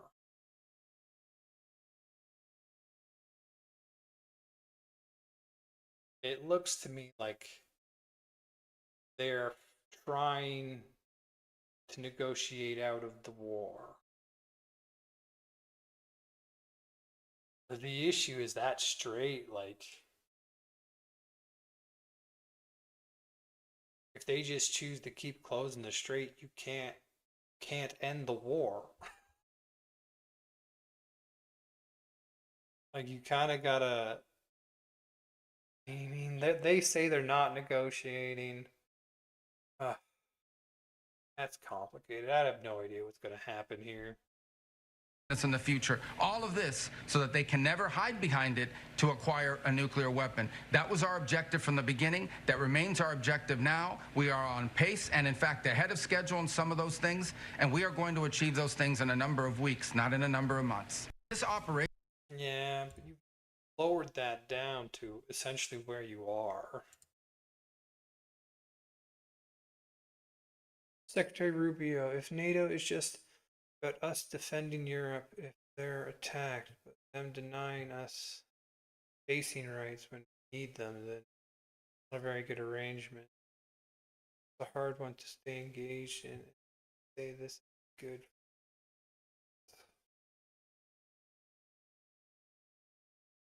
Supporter of NATO is because I believe that these basing rights give us leverage and give us flexibility and operational capability all over the world.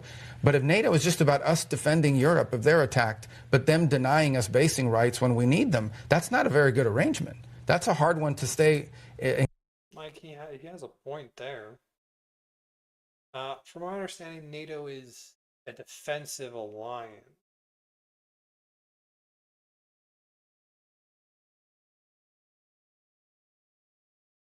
So when the U.S. asked like other nations to join in, pretty much all said no.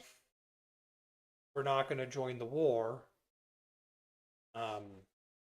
They can't drag people in because of NATO. The attacks on Turkey, I think Turkey's had a couple rockets launched at them. That could drag NATO in. That's scary. I don't know. I don't think Canada really has any bases. So it's not really my problem. Like if you allow the US to use your bases are targeting basically everywhere.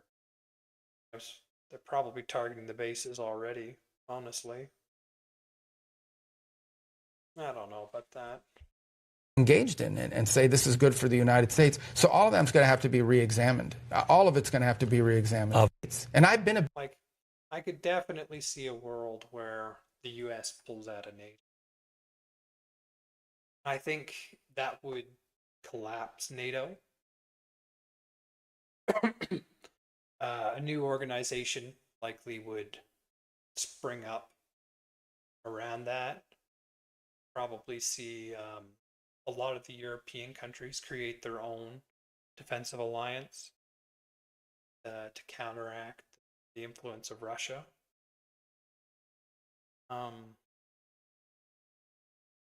But who knows? Like, the NATO alliance has brought security to a large part of the world for a long time. I think it would be a sad thing to lose.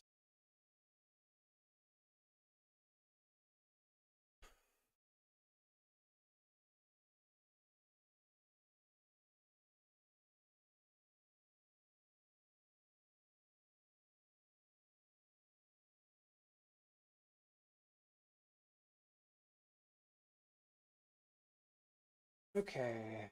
The Secretary of State Rubio just dropped an ultimatum on Iran.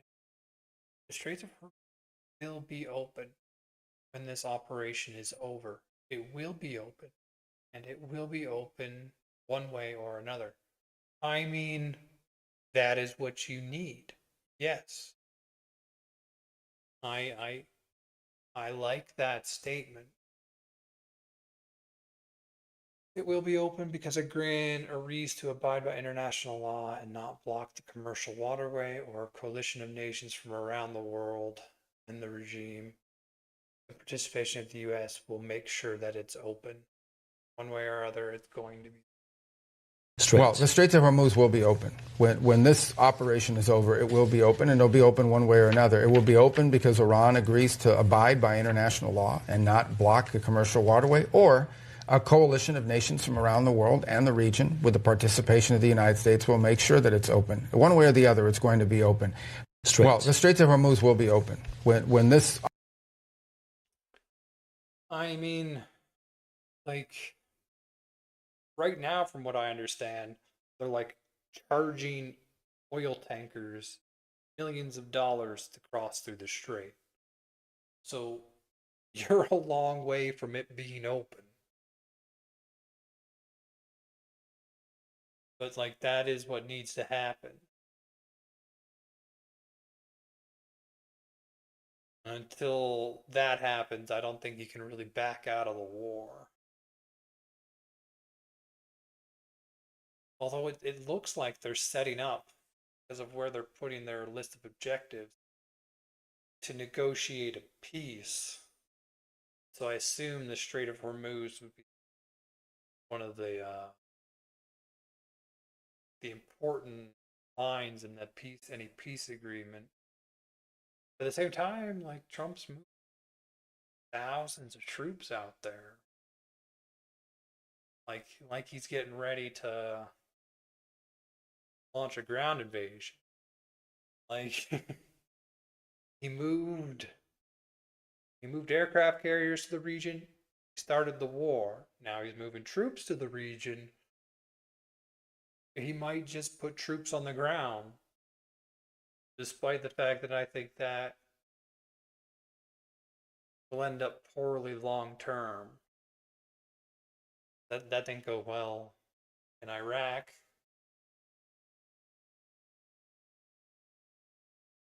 Yeah, I think they're going to get destroyed during the midterms. POC mocks Rubio. My favorite part is he said Cowboys Spain. Rubio's speech. Like, he's learning from Trump. Like, Trump will talk a hard game, and then he'll say good things about pretty much everyone, right? And so Rubio's he'll like drive a hard bargain, then he always talks well about people, because, like, that's how you get them on your side. You talk well about them. Works.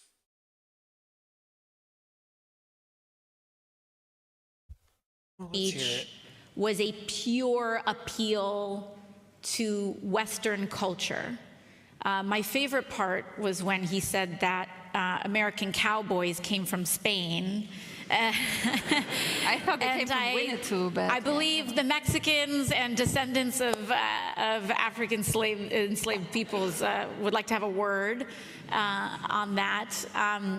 Rubio's speech. It's a weird thing to hit on.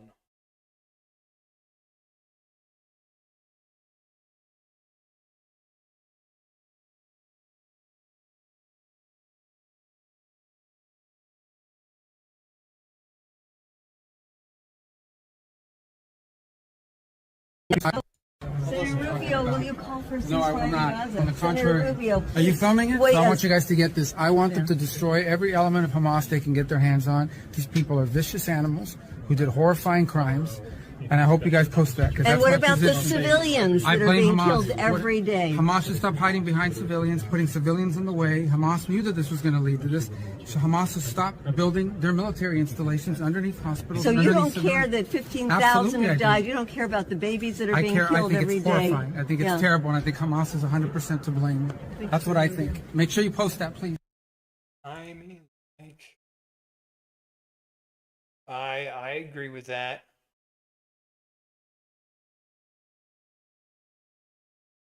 I think they might be setting Rubio up to be the next Republican nominee.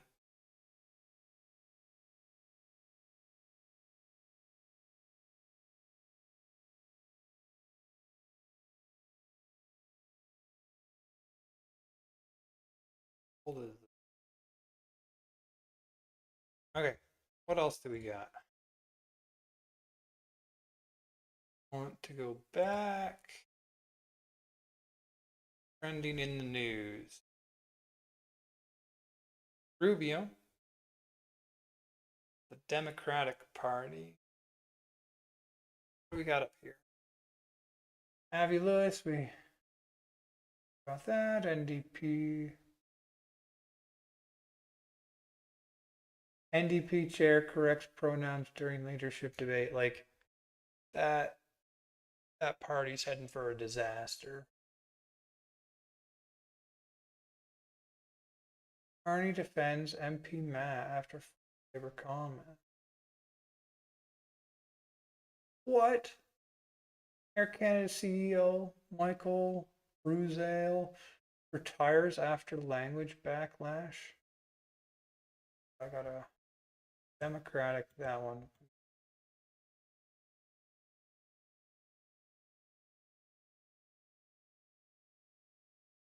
So we watched this, I think, Friday. We watched his speech, and to give you a quick rundown, people in Quebec that speak French are really upset at Air Canada because their CEO didn't speak in French when a French pilot was killed in an accident. And a bunch of people came out against it, and Air Canada, being a private company, the CEO is not required to speak French in any way. But they put enough pressure onto Air Canada that they chickened out. Now their CEO is retiring. Be bilingual. Hey man, like,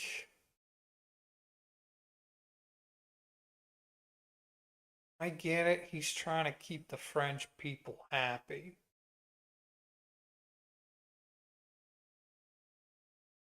But why the heck does a CEO of a private corporation need to be able to speak French?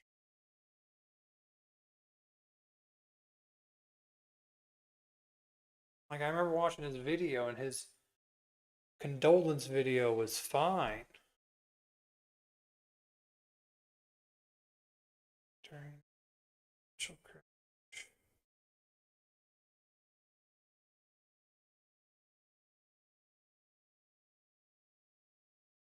See what? Only 18% of Canadians are bilingual. Instead of getting the best person for the job, they will search in a very small percentage of people to lead to Canada's largest.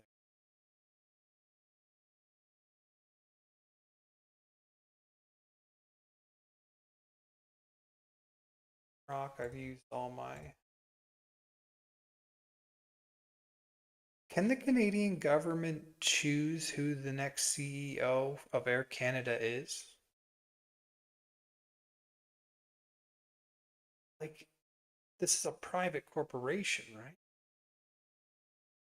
I don't think they have any say.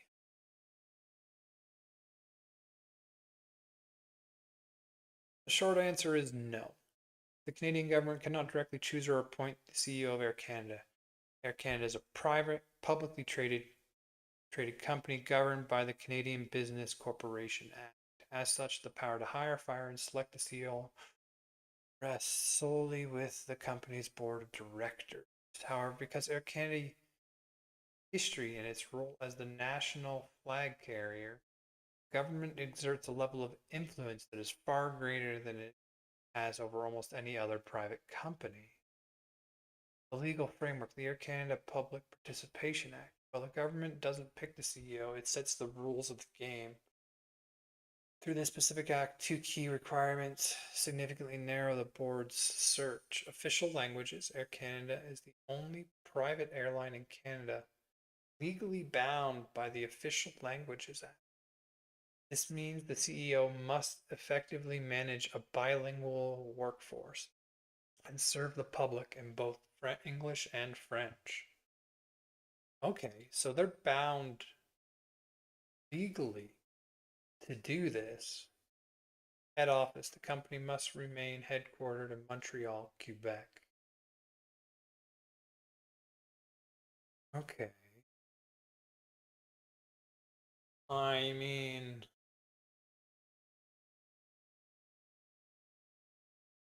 I still think it's kind of crazy, but if that's the legal mandate, government sets the rules through this specific act. The legal framework.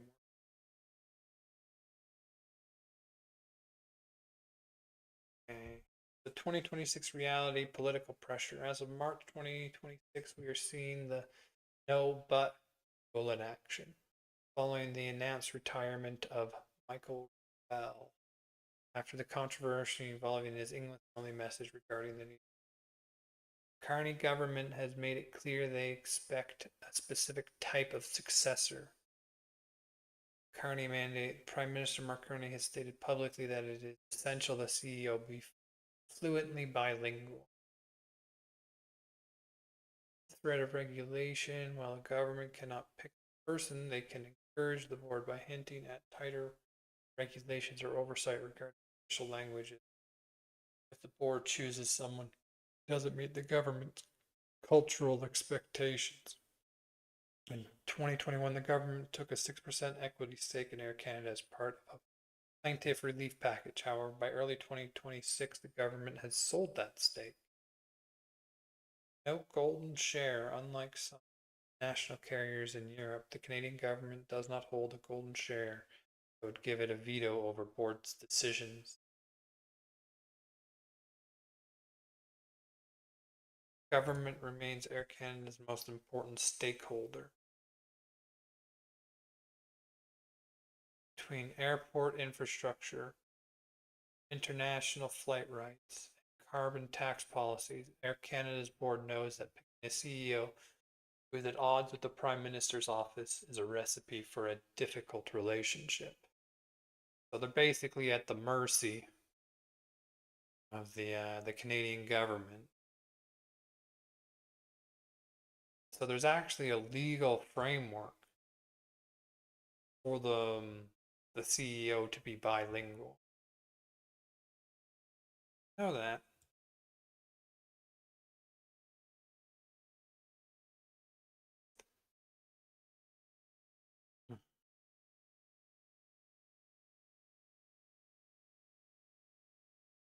That makes it interesting. Still don't think you should be required.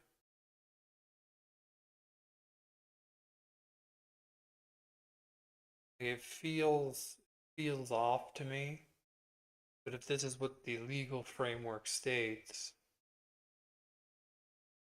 then you kind of got to follow the law. I imagine they will pick someone who speaks French.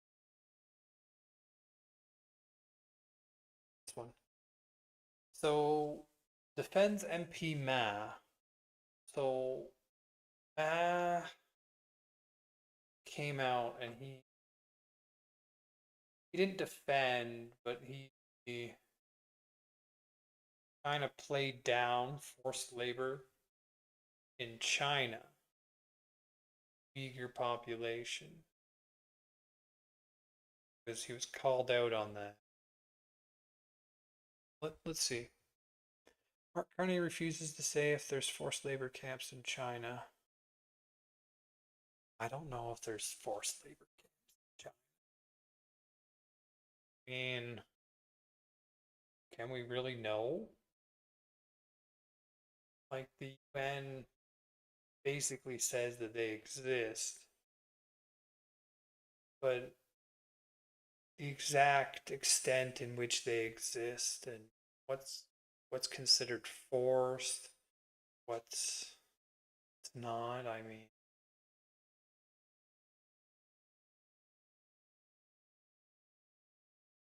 that's a difficult situation to be. Let's see what he says. Good morning, Prime Minister Liam Casey with the Canadian Press. A little hard to hear you back there, but wondering if you believe that there is forced labor in China? What is this guy yelling? Can somebody tell me what's he's yelling?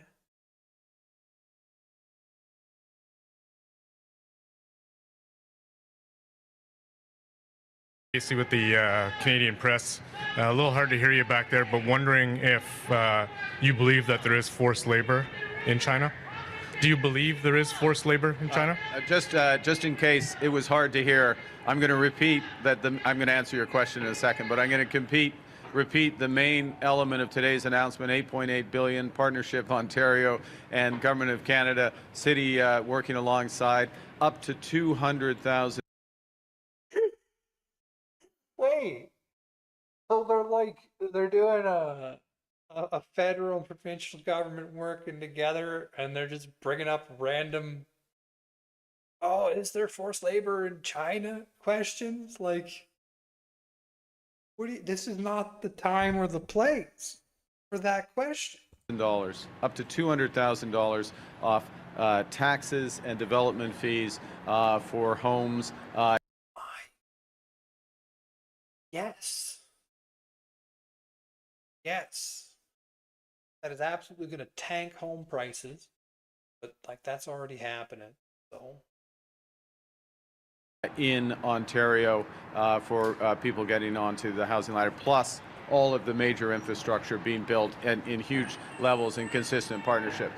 In terms of, look, I followed this issue over the years in China and elsewhere.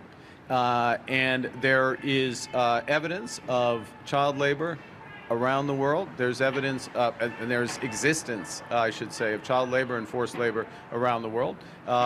There is an absolute requirement for companies, and I'll put it there first, to know who their suppliers are, the conditions of their suppliers. They have a reporting obligation here in Canada, public reporting obligation here in Canada for their supply chains. They have to comply with our laws, which obviously So they may exist, but they don't supply us with goods. Like,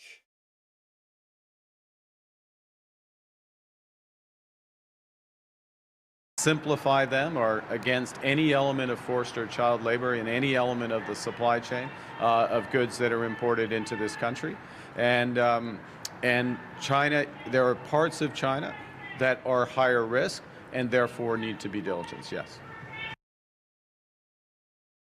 I mean, he doesn't deny forced labor. Basically says that it may are looking out for it. Show up in our goods. Like, forced labor is a terrible thing.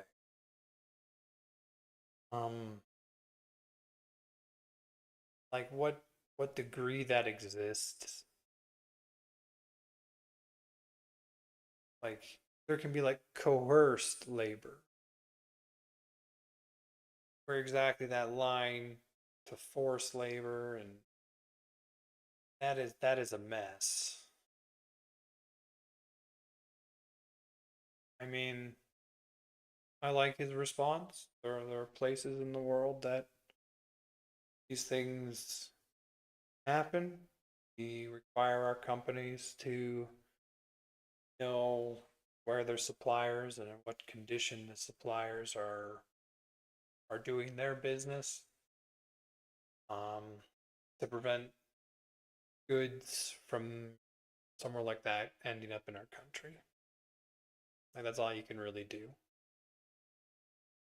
There's no way he can go to China and get them to change how they do their labor. I say that was a good response. Morning, Prime Minister. That certainly wasn't him defending. And now I'm lost. Here we go. Now witnessing a car crash in slow motion as Carney has publicly backed Ma and refused to directly say if there's forced labor in China.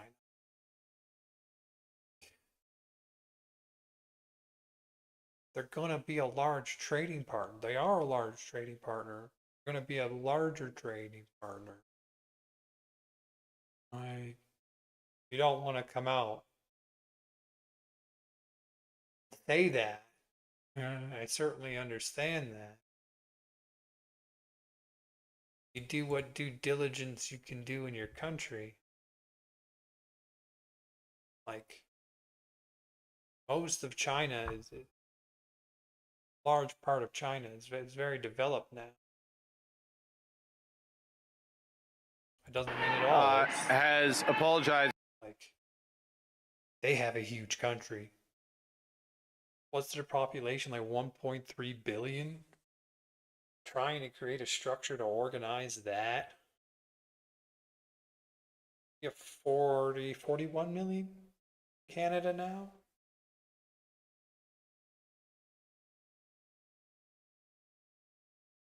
$20, 25 times our size. And just in Canada, the diversity you can get across Canada is crazy. Imagine having 25 times the population.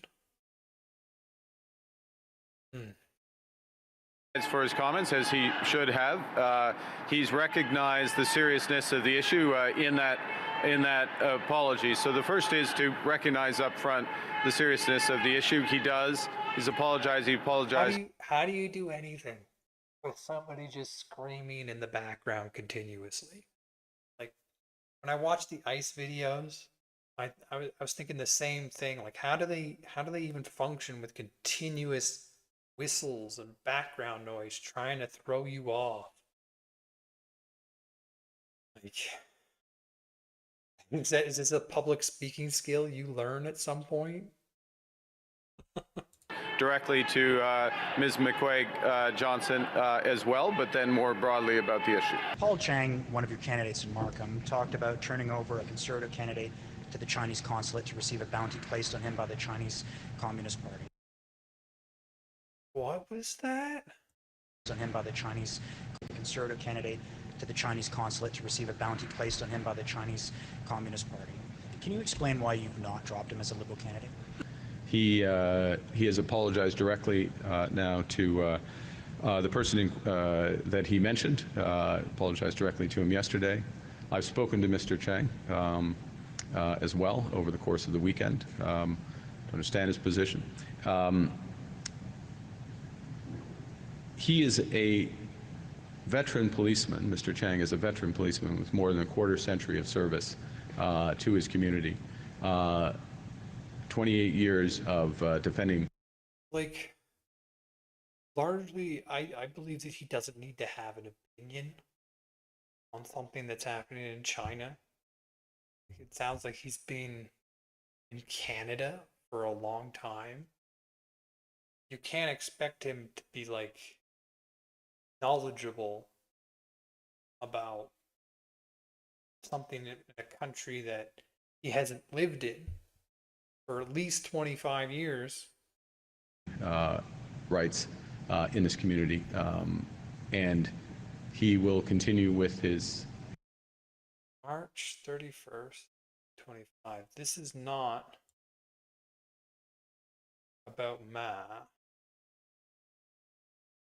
Mark Carney refused to acknowledge the weird genocide.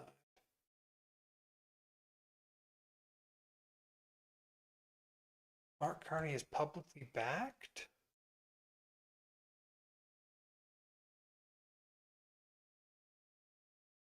Clearly, that's not this clip. his candidate, The commitment that we will not source material. That you will not source any. his candidacy. Will you make the commitment on behalf of Brookfield that you will not source any materials from the Shenzhen region? I'll make the commitment that we will not source materials that have the supply chain that you described. Yes.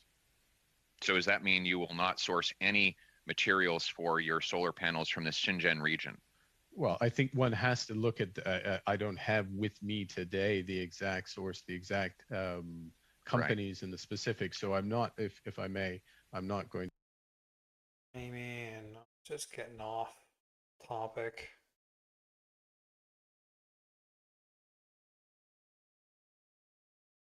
I didn't hear him publicly backed him at all.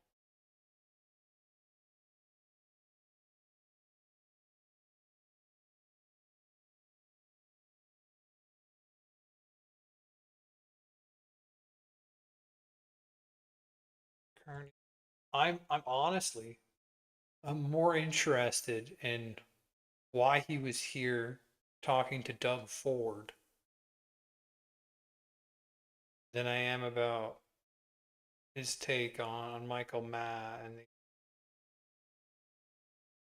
Can I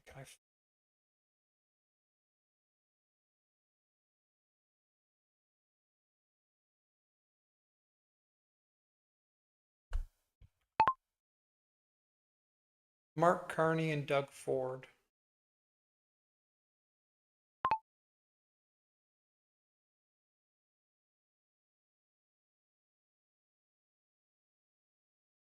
Okay.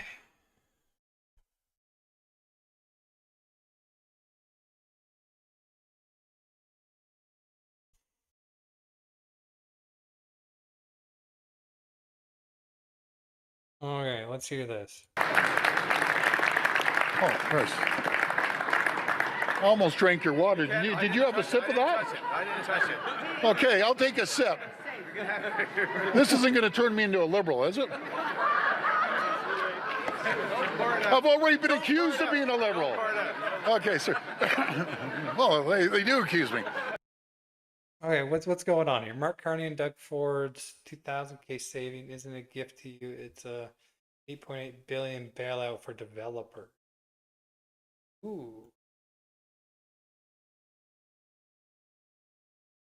I mean, developers are showing a lot of strain.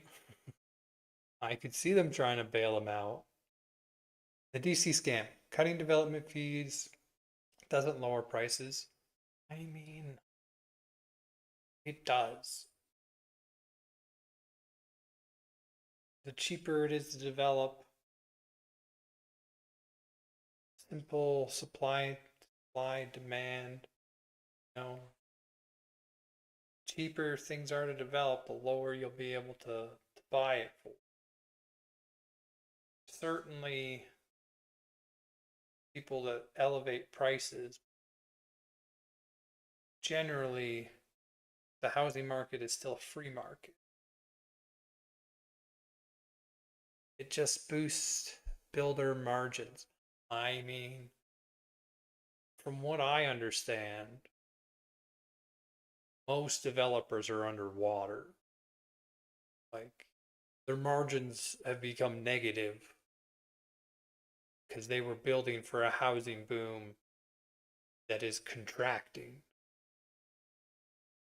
Builders sell for what the market will bear, not what the house costs to make.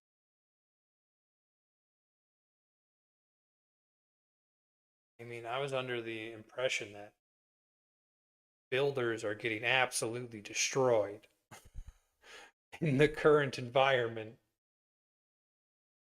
Like, let me check that.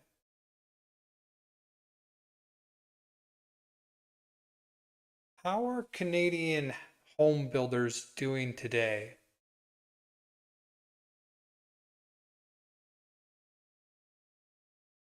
Home developers.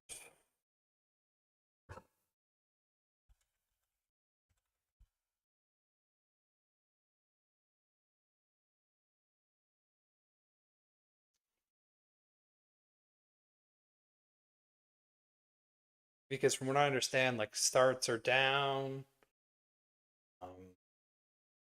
The developers are not being able to make money off their new builds. The state of Canadian home developers in early 2010s can be described as cautiously paralyzed.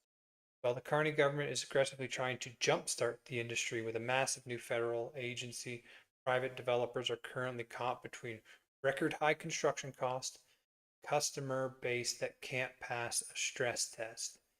Here is the current breakdown of the industry's health.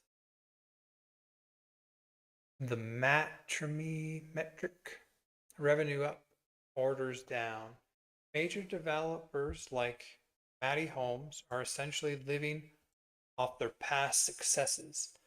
Q1 2026 results show a significant revenue bump, up 20%, but that is mostly from delivering houses sold years ago. The warning signs. Their net sales orders and backlogs have plummeted by nearly 16% and 37% respectively. Desperate measures. A sign of how tough the market is, Matrimony Alberta recently started offering to pay the first year of mortgage payments for new buyers. Classic bottom of the cycle incentive to keep inventory moving. To pay the first year of mortgage payment. So if you get mortgage payment, like, I think they do 30 years or 20 years. That's to like 5% of the house.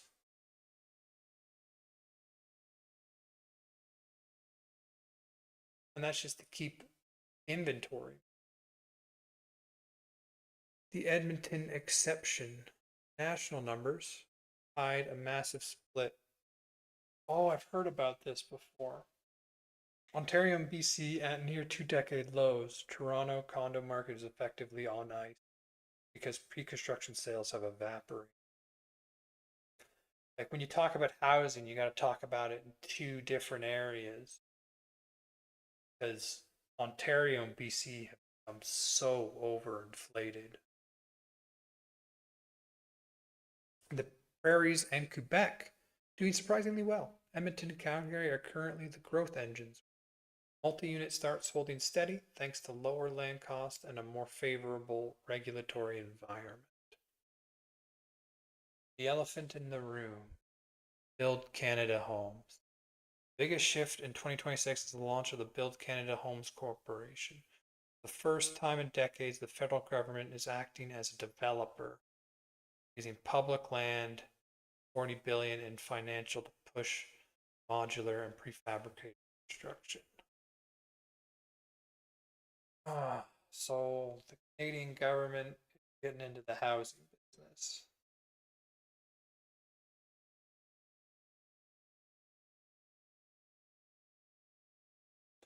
Like I don't know if this will solve the problem.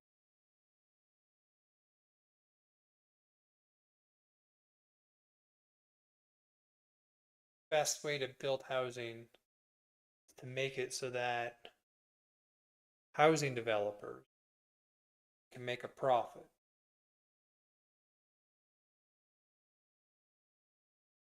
And as long as housing developers can make a profit, we'll get Infinite Home until they no longer make a profit.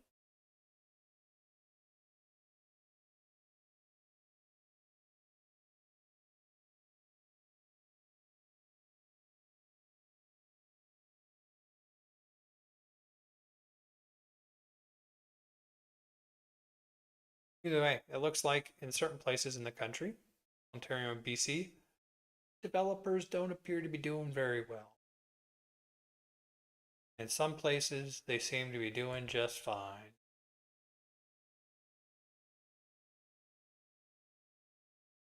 Where was I? Reading one of the. Cutting development fees doesn't lower prices. It does. It just boosts builder margins. Some places, margins are horrible. Builders sell for what the market will bear, not what the house costs to make. Now,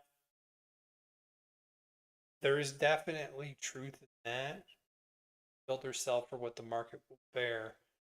That's because we've essentially allowed a monopoly of an algorithm to boost housing prices.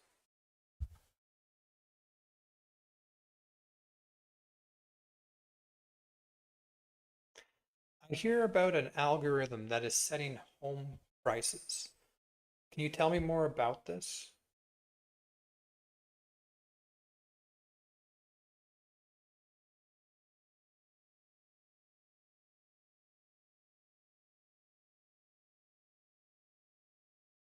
BHST bait, a 1-year window is designed to clear developer inventory, not create long-term affordability. No idea what they're talking about.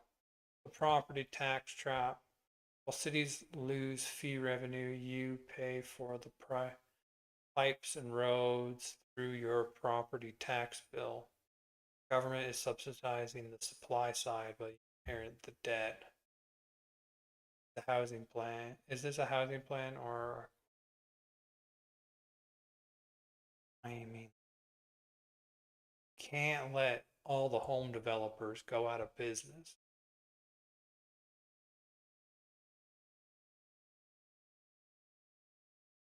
And so I could absolutely see this being a bailout for developers. But like, what's the alternative? Let the developers go bust, and then there's no new homes, and that is absolutely going to send house prices skyrocketing.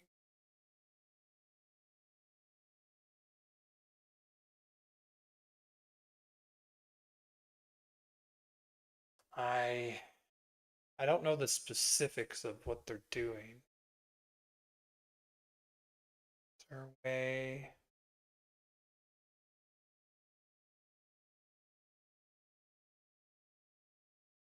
I'm gonna look up the specifics as soon as I about this. The algorithm you're likely hearing about is a type of yield management software, specifically one called RealPage, and its competitor Yardi. The algorithms have been used for years to estimate home values. These newer platforms are being accused of something much more controversial, acting as a digital cartel to keep rents and home prices artificially high. As of early 2026, there is a breakdown of how this technology is reshaping the housing market, why it's currently in the crosshairs of the Department of Justice. How the algorithm works. In a traditional market, if a landlord or developer has empty units, they might lower the price to attract tenants. The algorithm changes that instinct. Data sharing. Thousands of landlords feed their non-public, sensitive data, exactly what every tenant is paying when lease ends, real-time occupancy, into a central pool. Price coordination. The algorithm analyzes this private data across an entire city and tells landlords exactly what to charge. The no discount rule. The software often suggests keeping a unit empty rather than lowering the rent. It calculates that it's more profitable for a building to be 90% full at a higher price than 100% full at a lower price. The hard to override feature, one of the most damning pieces of evidence in the recent Department of Justice lawsuit, which reached a major turning point in January 2026, is how the software handles human intervention. The justification requirement. If a property manager wants to ignore the algorithm and offer a lower price to a struggling tenant, the software often forces them to write a business justification. Escalation. If they override the algorithm too often, the software can escalate the rejection to a regional manager. This creates a culture where humans stop using their judgment and simply auto-accept whatever the machines. They've created a software that is highly efficient at extracting as much value from the tenants as possible.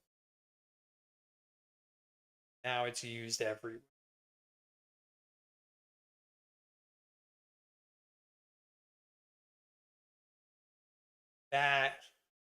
That's what you have to go after if you want to lower housing prices right there.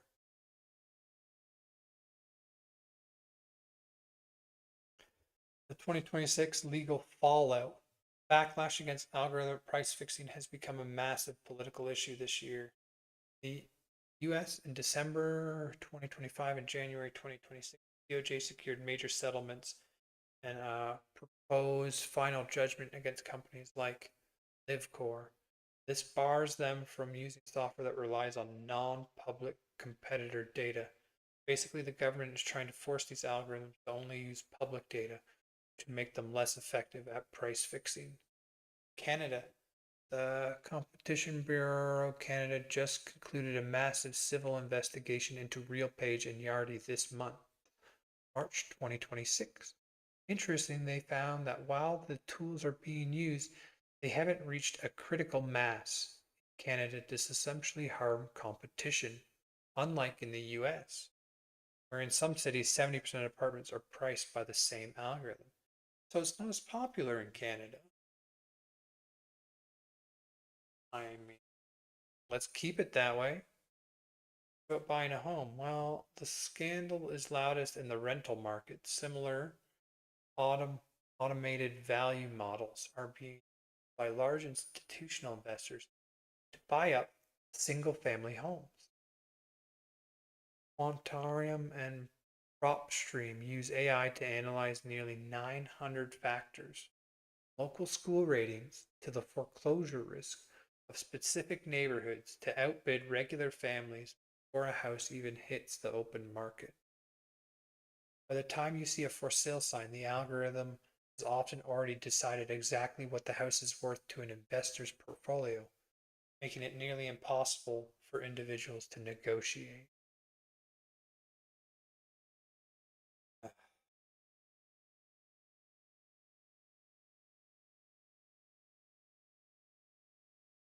The commodification of housing,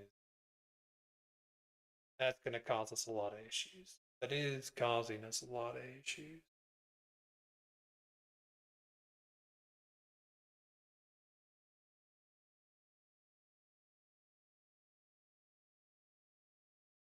The big picture. The concern isn't that a computer is doing math, it's that the math is being used to remove competition. If every landlord in your city is using the same brain to set prices, they aren't really competing with each other anymore. They're a monopoly in disguise. Do you think it's fair for the government to ban companies from sharing their own data? It leads to higher prices for everyone.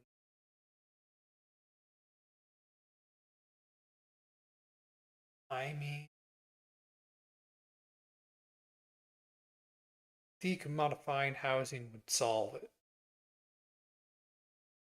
Remove the investor from the picture.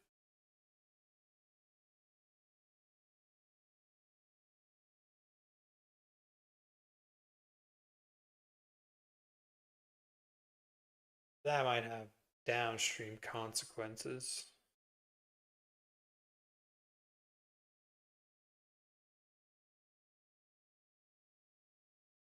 Let's see what it has to say. If you decommodified housing in Canada, would that lower the house price?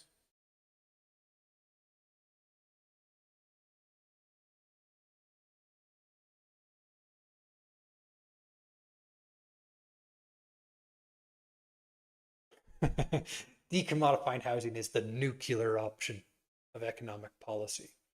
In theory, it wouldn't just lower house prices, it would fundamentally change what a price even represents. In the current Canadian market, a house price is determined by its speculative value, what someone thinks it's worth in 10 years, and its investment yield, how much rent it can generate. Decommodifying strips those away, leaving only its use value, the cost to build and maintain a place to live. To build and maintain a place to live. Like, that's what I think it should be. Here's how that shift would likely play out in Canada, in the Canada of 2026. The immediate investor exodus. Quickest way to lower prices is to remove the extra bidders. Currently, a significant chunk of Canada real estate is bought by investors, ranging from mom and pop landlords to institutional giants. The result, if you pass laws that prevent housing from being used as a profit-generating asset, investors will sell immediately, naturally. Price drop. This sudden flood of supply, coupled with the total disappearance of investor demand, would likely cause an immediate and massive correction in market prices. Of course, you kick the investors out, house prices would fall. The issue is what negative effects that will cause. Like, if house prices go down at the current house prices, developers are struggling. Places throughout the country, could it become unprofitable entirely to build homes? That just stop the construction of them? Let's see. Shifting to cost plus pricing. Under a decommodified model, similar to the Build Canada Homes initiatives we're seeing today, the price of a home is tied to the cost of construction and land, not what the market can bear. The math. Condo costs $300,000 to build, it stays $300 adjusted for inflation maintenance. It doesn't become just because a new subway station to open by. The catch, well, this makes entry-level housing affordable. It removes the wealth building aspect that 60% of Canadians currently rely on for their retirement. Like, the housing bubble's gonna pop. It is. Like, they are trying the slow deflate method right now, and it's just going to panic people. Using your house, like, your house should appreciate with like inflation, but it shouldn't over appreciate. Using a house for retirement should be like paying into like a savings account. But housing has just gone up so much for so long that so many people now depend on the price of their house for the retirement.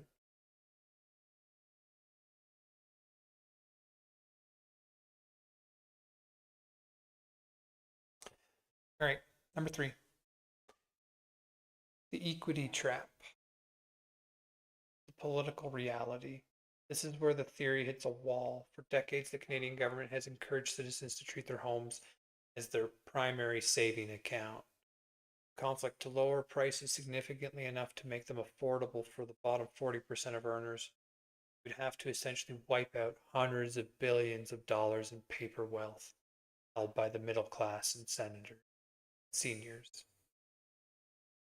The 2026 stance. The Carney government current value-based realism tries to split the difference. Try and split the difference, you're going to get the worst of both worlds. They aren't trying to lower existing home prices, which would be political suicide. They're trying to flood the market with non-market options, social housing and co-ops, to make the market price irrelevant for people who just need a roof. I mean, I'm happy they're doing something. But you know, if I was prime minister, I would decommodify the shit out of housing. Like,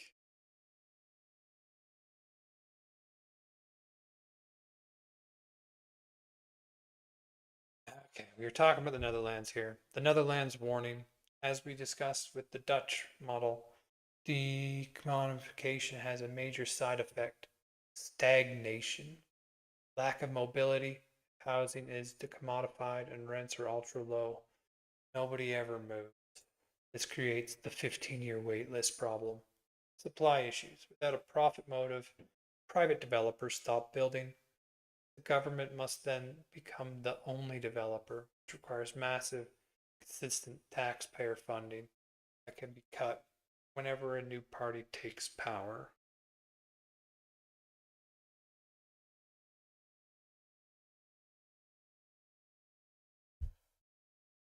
The verdict. Would it lower the price? Yes, absolutely. It would likely trigger the largest price drop in Canadian history. The real question is Canada ready for that trade-off? Decommodification means housing is no longer a way to get rich. For a country, real estate accounts for a massive chunks of the GDP. It's not just a policy change, it's an economic organ transplant. If we move to a system where you could buy a home for the cost of building it, but you could never sell it for a profit, would you still want to own one? Yes. You need one to live. Or would you rather just have a guaranteed high quality rental?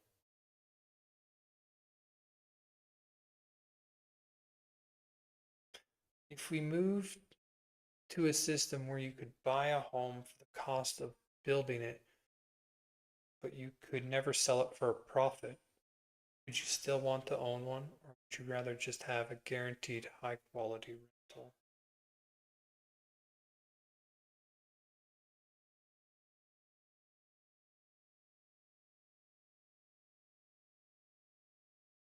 I mean, I would still want to own a home because the money you put towards it is yours. Even if you can't sell it for a profit, sell it for the value you've put in. Sure, there's like wear and tear, but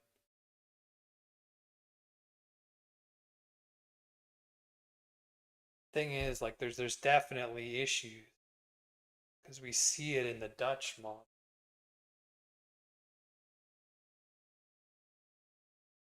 So, but that's like that's social housing, and it seems like Canada is trying to go that route to flood the market with non-market options, people who just need a roof. Like, housing should, I believe, should still be a free market thing. But there's ways that you could go to prevent investors from owning large quantities of home.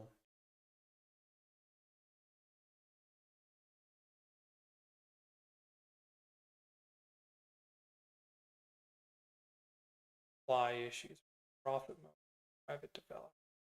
Like, you would still allow developers to profit.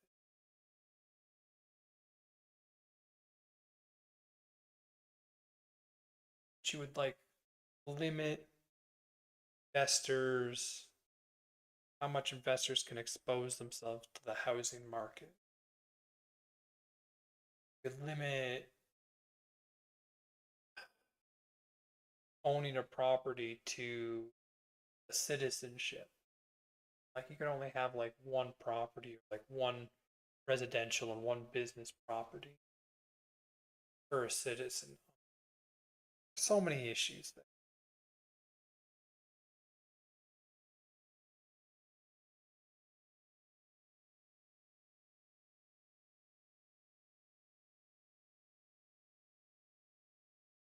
Has anywhere in the world decommodified housing? Is there any working examples of this?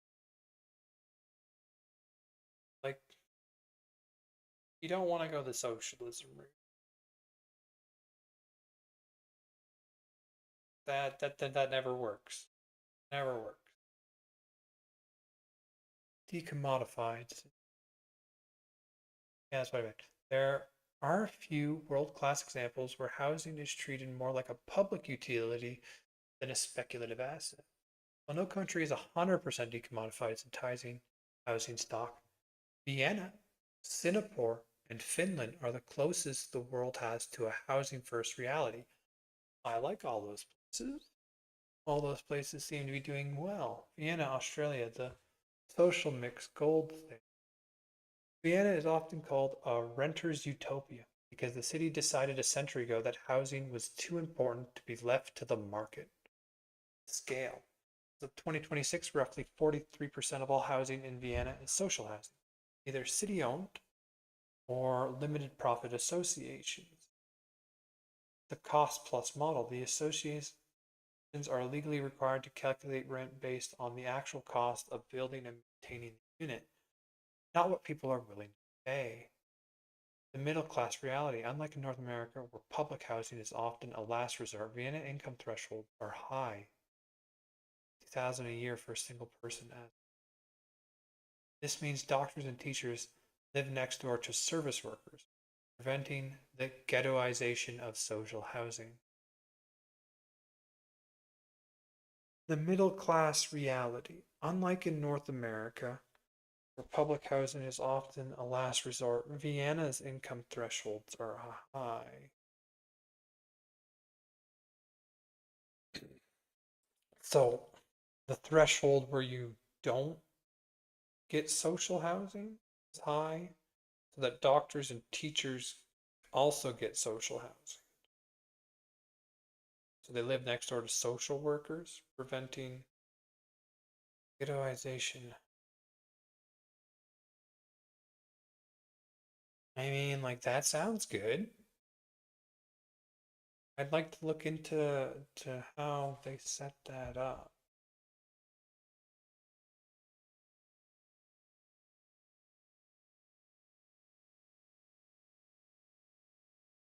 Give me a second. I'll pull this up.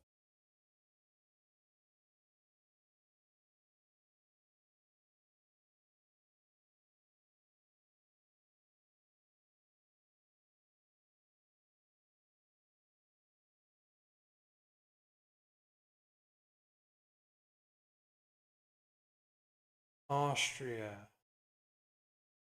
Austria. Dang.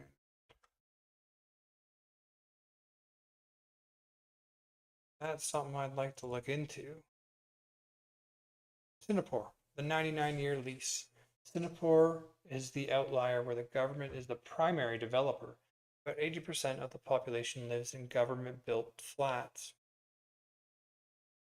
Yeah, Singapore is young, though, doing stuff like this. The ownership illusion, you don't buy a house in Singapore in the tradition. You buy a 99-year lease from the state.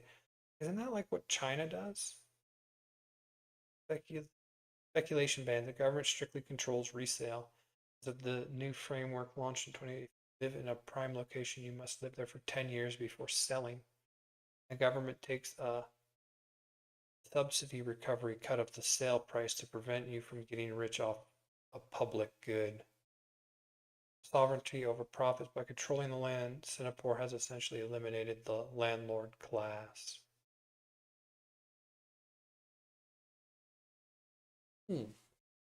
Finland. Ethical decommodification. Finland focuses on decommodification as a tool to end homelessness. They are the only country in Europe where homelessness is consistently falling. Housing first. Instead of making people earn a home by getting sober or finding a job, Finland gives them a permanent, high-quality flat first. I think I've seen that done in the U.S. in places, but like on a very small scale.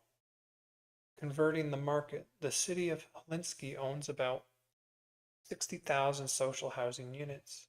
They've spent the last decade buying up private hostels and shelters and converting them into self-contained apartments with actual rental contract. Like, these all sound like much better systems. The problem is that for decades, we've told people that housing will be your largest investment, and it'll only go up. And in none of these systems is housing your largest investment that only goes up. The failed experiments. It's worth noting that Berlin attempted a massive decommodification move in the early 2020s through a referendum to expirate buyback housing from corporate landlords.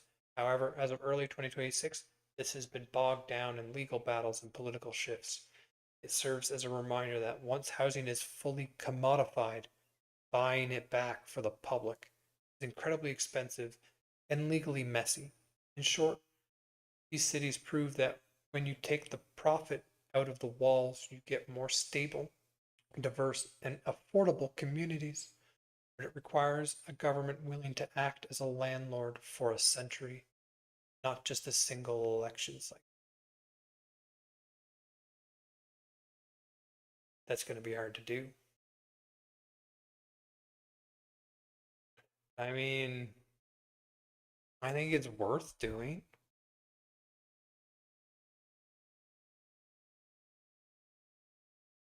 Singapore is unique.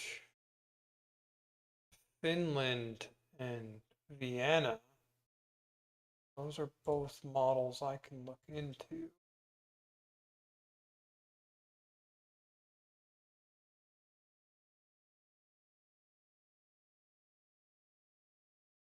All right.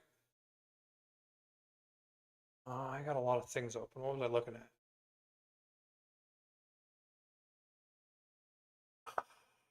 Albertan taxpayers are subsidizing Toronto homeowners. Gotten so far off course.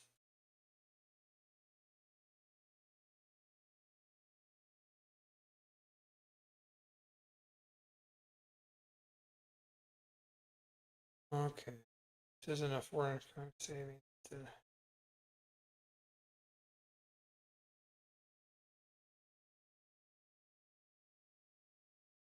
All right. Well, I think I'm going to be getting off. I've got to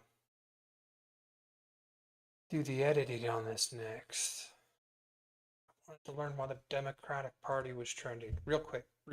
We'll learn why they're trending. Speakers the Democrats.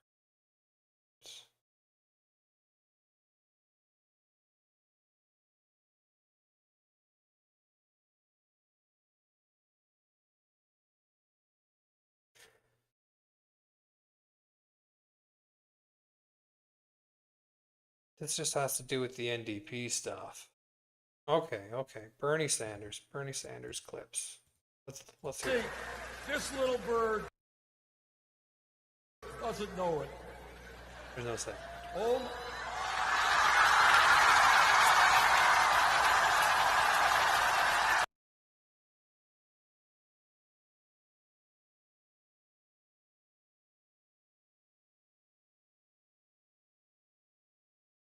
President Trump has arrested. We're getting into it. I have no idea. Trending. All right. Well, I think that's going to be it for me tonight. Thank you for watching, and have a good night.